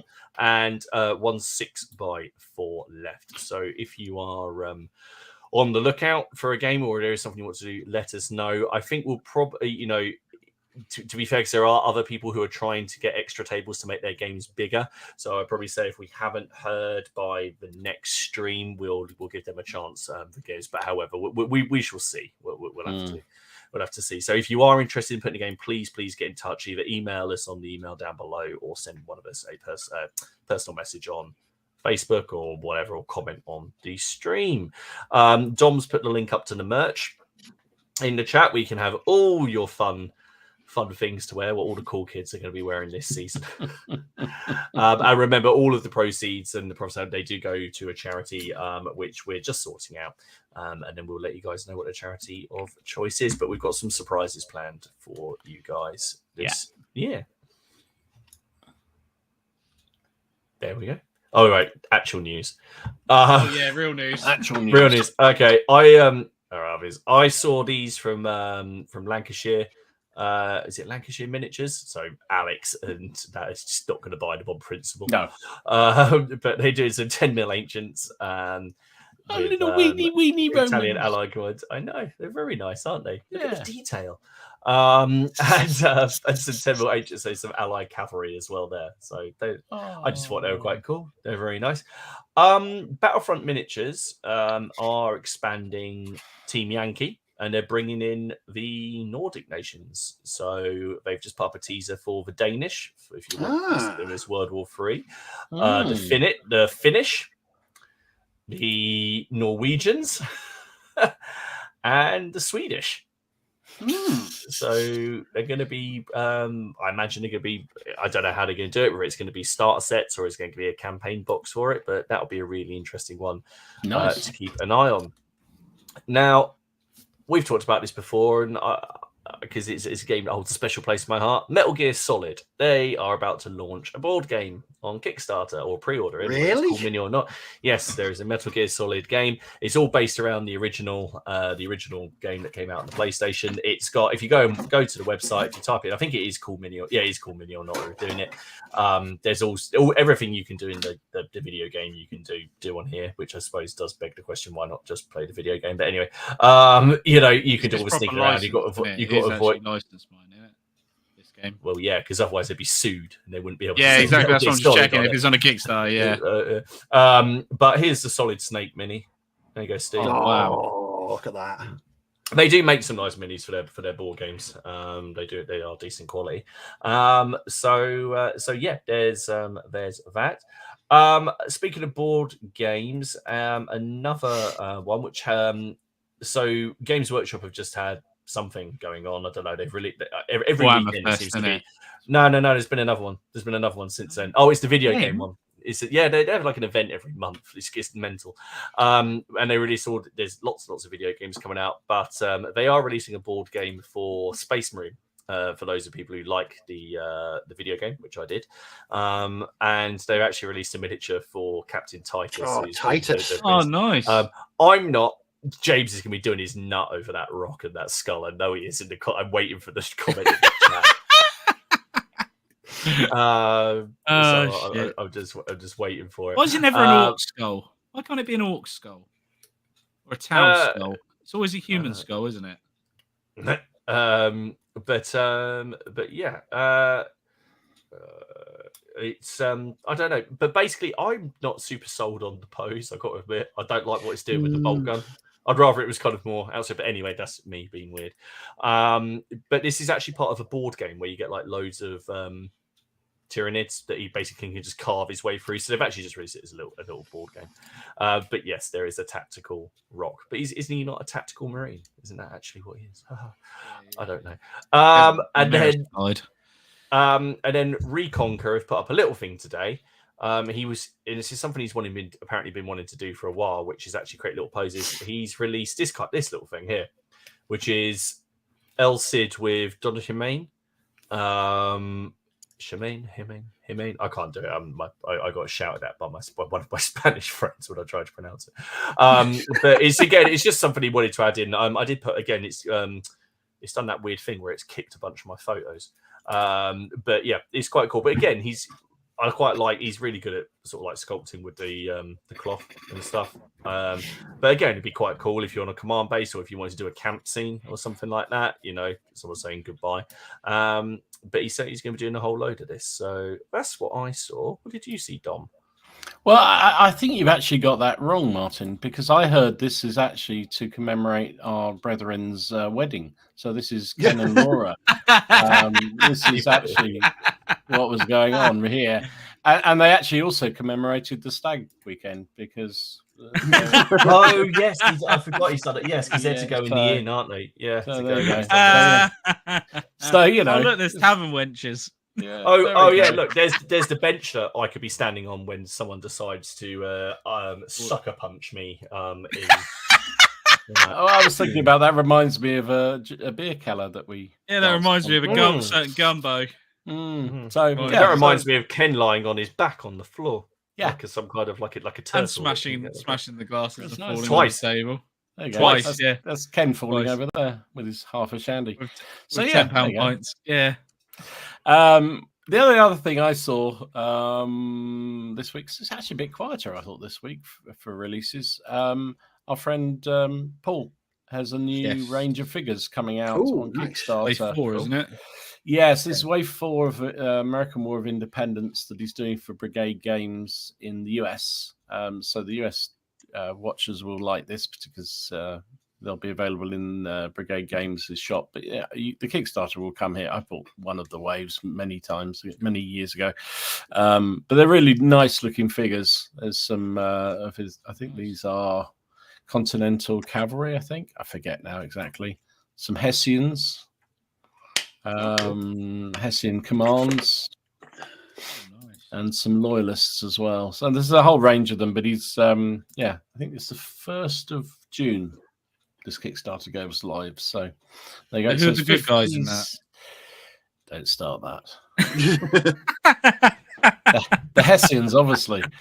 57 new miniatures there, so there you go. That's all I saw, to be fair. That's cool. I saw them. They did look really cool. They look really intriguing, to be fair. It's nice to see you can get some good deals on there. If you're really invested into that sort of range and you love that's your bread and butter and that's all you do and that's all you're going to do for the next 10, 15 years. Yeah. And you just paint slowly. If you order that Kickstarter and it comes in a year and a half's time, it's not going to be a problem, is it? No. Because you're just paying that. But like with yourself, Dom, we get for a lot of figures. And then by the time you get to that year and a half coming down the line, Well, I always Sadly- know that there's always a slight thing about figures or Kickstarters not necessarily working as they should, but I think those sort of ones you're pretty sure that it's going to happen because it's Brigade Games and it's Paul. It's a well-known manufacturer, isn't it? Yeah, You're so hardly, you're probably you still got gonna that be right. risk, but you're probably going to be all right. Yeah, and they're a good deal as well. Leslie, no, Perry's haven't launched anything this week. I don't know what you're talking about. Well, if they did, Did we share that pic? Did we share that picture of the Perrys and us at the pub? Yeah, we did that. Yeah, we did. Yeah, we did. Yeah, we did. The Perrys are my stag do. The Perrys are on my stag. That's all I'm going to say. They've not We released told them anything this every- week, and Dom's bank manager rejoices in happiness. Yeah. I got to admit, that was probably the coolest thing about the weekend. Not gonna lie. Perry's on my stag do. That was absolutely amazing. What was great about it was you can bitch out and not drink while they were there, so you had to. We kept on I playing. was a good boy, unlike somebody, Miller. James. Yeah, I was behaved. we've talked about this. It was Yes. it was It was interesting. a Miller incident. Yeah, Oh dear. Yeah, Oh, it's weird actually. The Perrys haven't had. When was the last time they released something? I haven't seen. they something. did some supply wagons and things like that recently. Yeah. That was the last thing I think I saw. Yeah, them they've not do. done any core units for a while, have they? Well, Alan's working on the Ottomans, and I think they should be releasing. He said he's got some Mamluks and what else did he say? Some irregular Ottoman infantry. I think would be next. I think so. Yeah, they'll be along very soon, just to tempt my bank balance. Yeah, they will. They always do, Dom. It doesn't matter what they release. They can release No. whatever. You buy it. I reckon if they release badges, you buy it, Dom. I'm just going to say to them, just not detailed enough. That's all. Ooh. Yeah. Oh, you know, Martin mentioned about Games Workshop releasing more video games. Yeah. Mhm. I actually bought one last week. Did you? Warhammer 40,000 bolt gun. How is it? Is it good? I've not played much of it. Imagine putting a 40k skin on Doom. Oh, okay. So that is that game. That is that game. It's Okay. old school. It looks old school Doom, and it's fast paced. It's ultra violent. It's a lot of fun. It's a whole. I played it for a couple of hours on Wednesday or Thursday night. But yeah, lots and lots of fun. Really good game. I always thought that the new Dooms would play really well to the 40k setting. What I like about this, because I love the original Doom games, because I think they're some of the most disturbing games you can play because they're just so warped. But to put a 40k skin and build a game into it, it's very, very good. I really enjoyed it. Another game I bought as well, just sticking to the video game theme, but World War II. This originally came out in 2004, I believe. It's called Secret Weapons over Normandy. That is a great game. And that is a classic. It's a classic flying game. That is a classic. They got two. Number 2. There's 2 of them. You know, is there? I only remember the first one. I remember playing the first one. Sure. On my Oh no! Secret Weapons. I'm sure. No. I'm thinking of something else. But Secret Weapons over Normandy's got the P-38 on the front, isn't it? Yeah, you get to fly all kinds of planes. Oh, such a good game. I'm currently flying these biplanes, firing torpedoes at German ships in the Mediterranean. Yeah. But no, it is a lot of fun, and I like it's just good, and I think it's about £8 off the Xbox, the Microsoft Store. So yeah, if you're into flying games, I'd recommend it. No, that was really cool. And then I'll tell you what, if you're going on that video game theme, there's another one that you be a Fletcher class destroyer. I can't remember what it was called, but it was really, really good.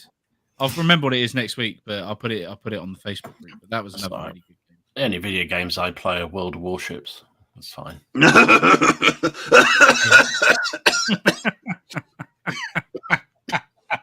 You don't play a certain nation though, do you, Dom? Never. Well, Obviously two not. actually. Two in that. You can be. Yeah. Yeah. No.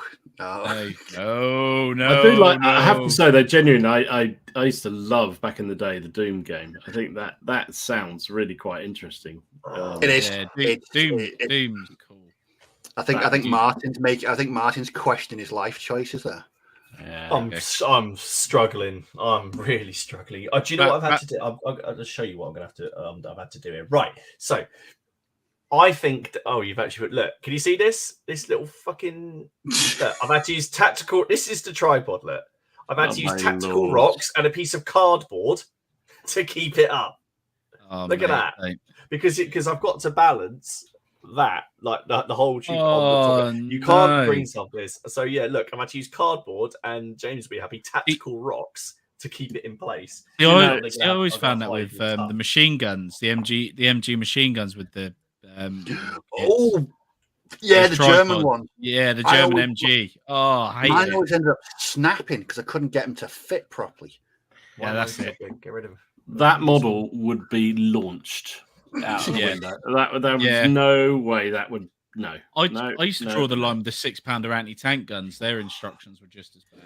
So, Dom, just so you know, the tripod comes in two pieces, and you've got 45-degree sort of like rungs coming out of it, right? But why? What possesses them to do? I mean, then, I'm feeling outraged that I haven't even got the bloody model. And then to make this easier, I've now included 2 tactical rocks and a postage stamp piece size of cardboard that I've just torn off of an Amazon box, and now we'll try to work out how. How long have you been doing that now? I mean, why? The rocket. I've been doing the rocket since about 9 o'clock. Fuck, and you've glued how many bits together? What, including the bits I've added to make it stand up? No, just the kit from the kit. 2 bits together in 45 minutes. Yeah, it's driving me. Yeah, that's the bit I lost because it's so thin, it's so spindly.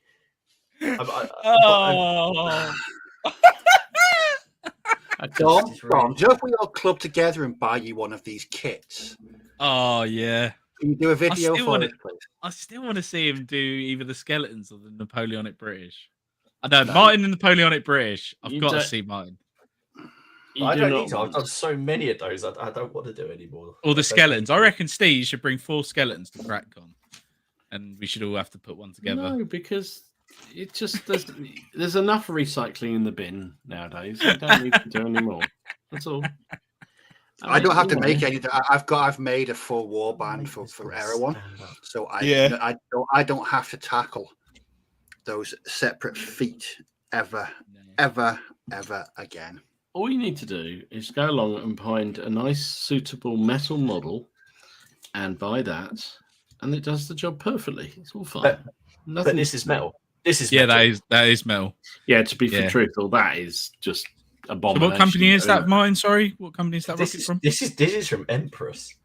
Okay, that's jeez. Right, remind me never to do that one. We could have got him trapped in that. He had what's the one? The assault group do good machine gun pods. That's the thing I like about them. But yeah. So Dom does what? Dom does the dry undead. Don't know. Okay. No, you've lost us on that one. Was that I think that's a northern joke. Is that club? I don't know. I wouldn't go out on my way to actually build them again. Like I said, apart from that, great kit, loads of detail, proper Jason the Argonauts look at the end of it. They just look really good. It's just those bloody feet. There's just no need for them. No need. Can I pay you to make me some, Steve? No, I'm done. Okay. When we're talking about simple miniatures, what would you say is the most difficult kit you've ever put together? Ooh, that's a bloody good one, Steve. It's going to be one of the resin kits from Warlord with metal and resin tanks to get it to fit. That's not difficult. Oh, I don't know. They're not difficult. You get your super glue in your activator and you squirt it on, and then you use a bit. Not of if you haven't got any activator. Well, then But- you're a knob, aren't you? So you should I've always never have used that Superglue. prepared. I've never used Superglue Activator ever. You Never have. That used makes life so much easier. Never used it. I can want Never to. used it. I'm going to say the one I finished it in the end, but the amount of trauma and pain I went through just to stick it together. It was I think it's an anti-tank gun from the US Airborne starter. Oh, don't. Yeah, It was the a anti-tank 56 gun. mil Yeah, anti-tank gun, 57 millimeter. 57. That's 57. Yeah. Yeah, fuck And me. it's only a Nightmares. basic part. It's your two wheels, your gun, your gun shield, and the bits. And the pivot on it, yeah. And it took me almost 2 hours to put that thing together because Oh, it would not stay together at all. No. Are there You know the worst part? any? Are there any guns that Warlord do that actually go together easily? No, even their plastic 88 was a pile of They're shit. freaking awful. I don't. And Oh, they no, don't that was a put the blood. Yeah, Rubicon one. Well, that's awful as well. They don't put instructions on them either, so you have to No, go it's just hunting one for it on the page, web. isn't it? Oh, Literally one picture, isn't it? But- With the Yeah. it's just. And I Right. keep buying the suckers, and I think, why the hell do I do that? What an idiot am I? I've got a couple. One, Guns. that snail tank. Oh God, no. Oh yeah, I knew you were going to say that. The Star Wars one. Yeah. The snail tank. That took me a long time. I had to keep on walking away from that. That And was then another the classic one with a lot of detail that was completely unnecessary as well, wasn't it? Yeah, well, yes, but it's no. The problem is with that one is that in the outer, the outer armor, there's gaps in it, so you can see everything inside. Mm. Yeah. So if you haven't stuck it together, you just see straight through it. Like there's no way of hiding that. Oh shit! So it's just even more irritating. And also the way that they've done the engines, when you stuck the engine together, that creates the little nodules to then stick the outer armor on. Oh god, so that one. And honestly, those Varangian Guard that I was working on. Oh yeah, a you few love months Really ago that bad? from Oh, yeah. Fireforge, they are dreadful. They were dreadful. Really? Yeah, it took me 2-3 weeks to stick together 9 Jeez. because I kept on walking away because the resin quality was just so poor. Bad, yeah. It was even I cleaned it, and it wasn't. I decided it's just the resin that they've used. It was this kind of soapy stuff that it wouldn't stick even using I use activator. That didn't work. Then I try to think. You had the main bodies, then you had the arms, but you couldn't tell which arms went with which wrists. Then you had to get some of the front of the box is photoshopped. Like they photoshopped like the halves of the axes, so it doesn't look like they only come with 2 hands on the axes. Yeah, on the front of the box, so like some of them are just holding it single. And I was trying to work out how they did it, but you can see that they don't line up. So I sat there, I warmed up the resin, I just sat there cutting it away really, really slowly with a knife to get the one-handed thing. It was awful, and I've still got 3 or 4 left because I thought, I'll put these on a base with the leader, and I've still got. I was going to work on him tonight, but he's made out the same stuff, and I really want him because he looks cool. And I was just say because when I painted him, I loved painting them. I love how they look now, but the experience of putting them together, they nearly got launched. A bit like the Jason times. the Argonaut skeletons. Yeah. I couldn't recommend. I couldn't recommend them. I couldn't do it. I say if you want to be patient, maybe I'm missing something. I emailed and I didn't get any replies. I was like, am I missing something here? Like, what's going on? But compared to the plastic kits from Fireforge, which I think are really, really good, and I've never had an issue with, these were like a new kind of hell. So what? The only kit that's ever defeated me. It was the plastic Stuart by Warlord. Oh, okay. Do you know what's interesting? You say that the plastic Panzer IV with the old side skirts, Steve. Yeah, that as well. That defeated me. The tracks on that fucking thing. I wanted to. Oh. Is this the right point to say I've got both of those kits just down over there? Oh, fuck that. Have you actually got them? I have got both of them. Oh, good luck in trying to sit the side skirts on. Mate. I've done the Panzer IV. I've done the Panzer IV, and I didn't actually find that. No, I've done 2 Panzer IVs for my DAC, but you don't get shirts in the desert, so I don't have to put them on. No. Yeah, I'm glad someone agrees with me. Well, that's It's done. Stuart. The Stuart from Warlord is a friggin' nightmare. It absolutely was. I ended up scavenging parts from it for different kit bashes because I Really? thought, yeah, it was. I just sat down and thought, it's a Stuart. It's quite a basic, angular little tank. It's not going to take me long. I think you find it did, and in the end, I gave up. Do you remember the date, like back in sort of like the late 90s, when GW decided to make all of the track parts like separate entities? So you get like when you did the tracks like round like any of their vehicles, the Lehman Russes, like 50 pieces, yeah, and you'd have to like you put one down and you just link them all together. and then you realise you fucked up and put one in the wrong place. Yeah, I've done that. Oh, and then don't even go there. Yeah, that's Stuart though, Steve. You're right. I've just you are right. I had that. I chucked it and I bought the Rubicon run, and the Rubicon one went together better than that one. I am. Okay. I'm going tomorrow. eBay, here it comes. I've never been sort of blindsided so much by a kit before. Because I like to think with plastic kits, especially the Warlord ones, the tracks are a bit fiddly, but everything else goes together largely the way it's meant to. Dom's obviously got a caveat with a Semavente, but apart from that, I generally like to think that I can tackle most plastic kits by Warlord. But the Stuart, it defeated me. It absolutely defeated. Fuck me. It's come apart, isn't it?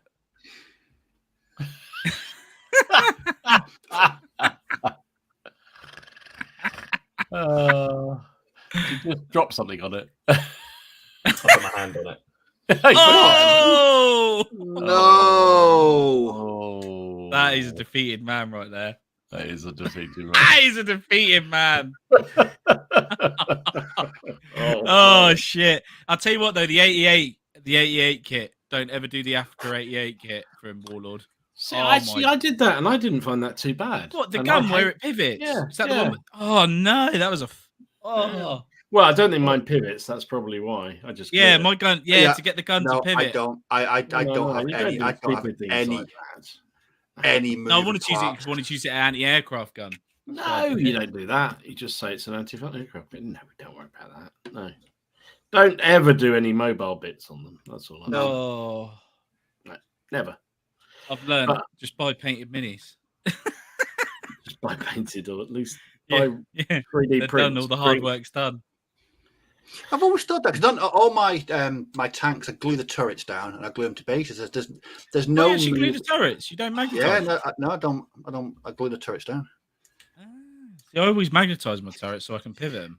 I don't like moving parts on models. I really don't. I don't actually glue the turrets down, but I'll glue. Yeah, with me.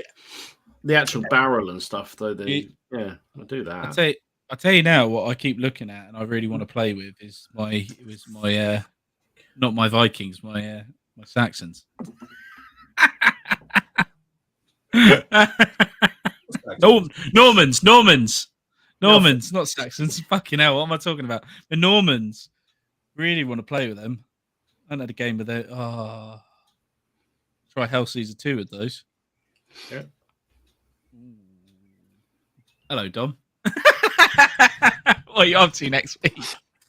I'm busy every night. Come down the club. I tell you what, if you can use them for line rampant stuff, everyone's really into that at the moment. So. Are they? Everyone's still into it. Oh, that's good news because I still remember the rules. There you go. go. That's good then. Yeah, I might do that then. I'll message on the WhatsApp group. Sugar. Dom's dropped his seat. Martin, you all right? Because you don't look it. You look really pissed off. I'm not going to lie. I've got super glue in my eyebrow. Oh, fuck's sake. Because I got so much glue on my fingers from trying to do these silly things, and I've touched my eyebrow. Super glue on my eyebrow. Oh my god, what a day you're having. Martin, on a scale of 1 to 10. Have you still got it out? Yeah, go on, Steve. How successful has your night been? Well, Steve, you're a prick. I got to see you guys, and I got to listen to Ken for 2 hours straight. And I've built my Gatling gun. I've built the Gatling gun. I'm pleased with the Gatling gun, and the crew are fine. This rocket is. Why don't you just 3D print one? Why don't you just 3D print one? Oh bloody hell! Because there isn't like one. There's a rocket, 3D printed rocket, like the Napoleonic one. There is. Well, it's not a Napoleonic rocket. So what am I meant to do? Oh right. Oh, what's it for? Sorry. It's for the Anglo. It's for the Zulu War. Oh, okay. Oh, fair enough. That's a Gatling gun, Ken. What do you think I'm doing? Like, Oh yeah. That's a major upgrade to Wellington's army. That is bloody. Oh, hell. yeah. Fuck me. square? Yeah, please do Square. get into square. Yeah. Cavalry charge? Yeah, come on, boys. Yeah. Form a nice deep column. Yes, please. Yeah. Mortso says, "Is this the time when Ken's forgotten the pictures and logs into Facebook to go through it?" This is Oh exactly shit! that No, I point. actually have the pictures. No, he has the pictures. We're just waiting to see. We're just Yeah, we're that's just waiting fine. for him I knew there was to something do else this to in do, 5 like- minutes flat. Go on then. Go. Go. Right. First one. Edward. This was the miniature that they got from, let's say, Partisan. I think it was Partisan. Yeah. Yeah, Partisan. cool. Yeah. So he's painted it up. Very nice indeed. Goodly days. Mr. Riley. Oh, Very nice ship, to be fair. lovely stuff. Very, very, very nice ship, to be fair. I love the water effect he's done with that. Brilliant. Absolutely brilliant. Yeah, nice work, Ken. I've got, is it that I'll put blacks. I hope I pronounced that right. That's what the name was on Facebook. But I Oh, think yes. this is like yeah, so the tank, I can't remember what scale it was. If anyone want to say 15 or 6, I can't remember, but it's got a nice is it oil paints that have been painted with that? 'Cause it looks quite shiny, doesn't it? It's had a varnish of some sort. Yeah. I quite like it for that scale. I like the Not gonna effect though. It looks really nice. Yeah, it does. I like it for that scale, definitely. I definitely like it for that scale. So yeah. Lee, he's done a little bit of both. So he's done Odin, and he's also got a Russian sniper there as well.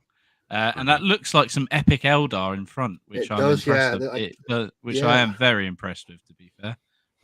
Keep us updated on that, Lee. I'm very interested in that. Greg, he's done Richard III. No, he hasn't. Very He's done nice. Edward. Edward, sorry, Edward, not Richard III. Yeah, Very sorry, cool. Edward, not Richard. Edward. Yeah, so he's done Edward.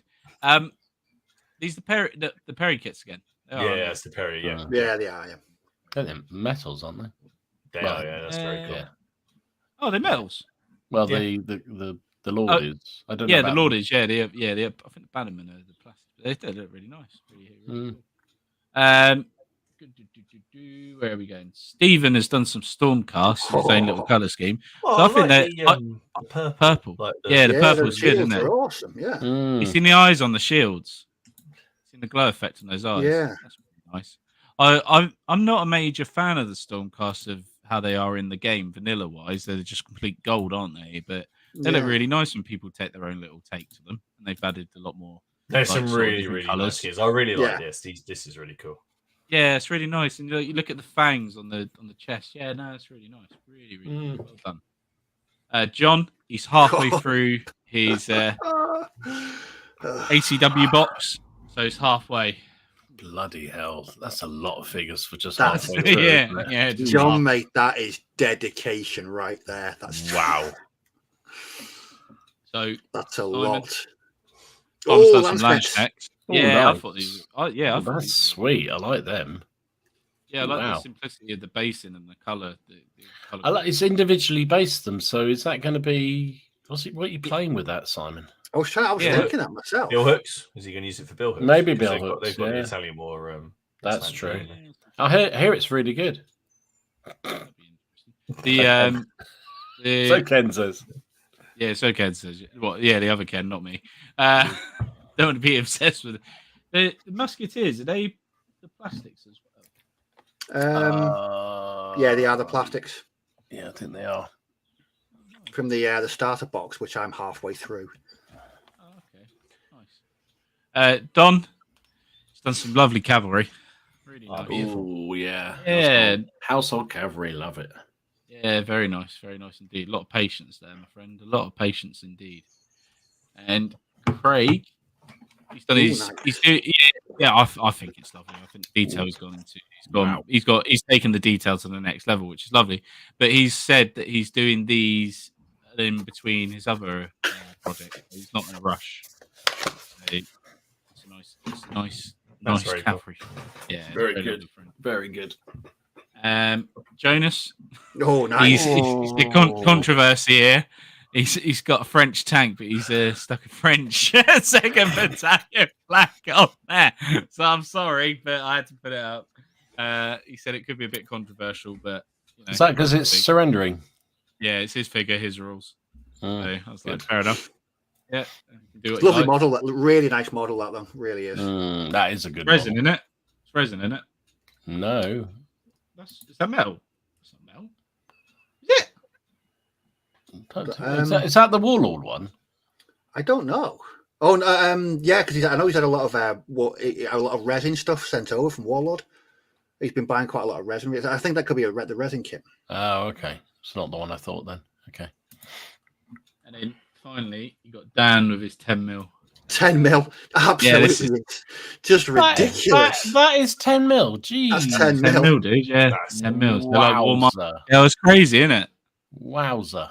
I had to pick it out because I just thought, wow, that's just blown away, really. It's a Char 2C resin, yeah. Nice. Wowza, that is amazing. Yeah, that's good, isn't it? Look at the detail in the face and the arm. I know. I'm like, what the hell?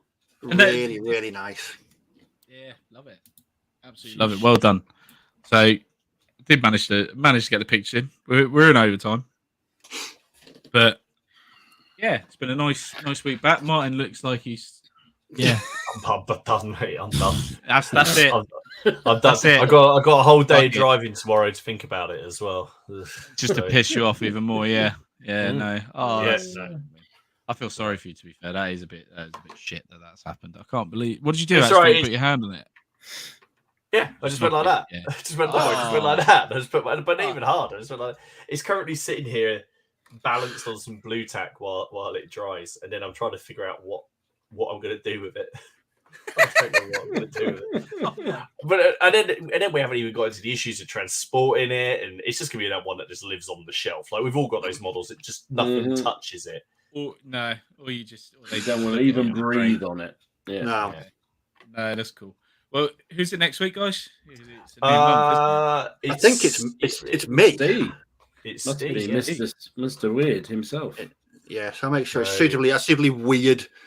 Subject. Because you're not with us on the 12th, are you, Dom? No, no. So it'll probably go Steve, me, Dom, and then Ken. Okay. So we'll get the menu up, and we've got a couple of. There's a few things we want to chat about actually. Over the we've had an influx of ideas, and also people's suggestions. So yeah, it'll be Steve next week. Me next week. Well, it's been great having you here. Thanks very much for watching. We'll see you next week, and will I remember the outro? Yes, I will. Got it. Bye bye.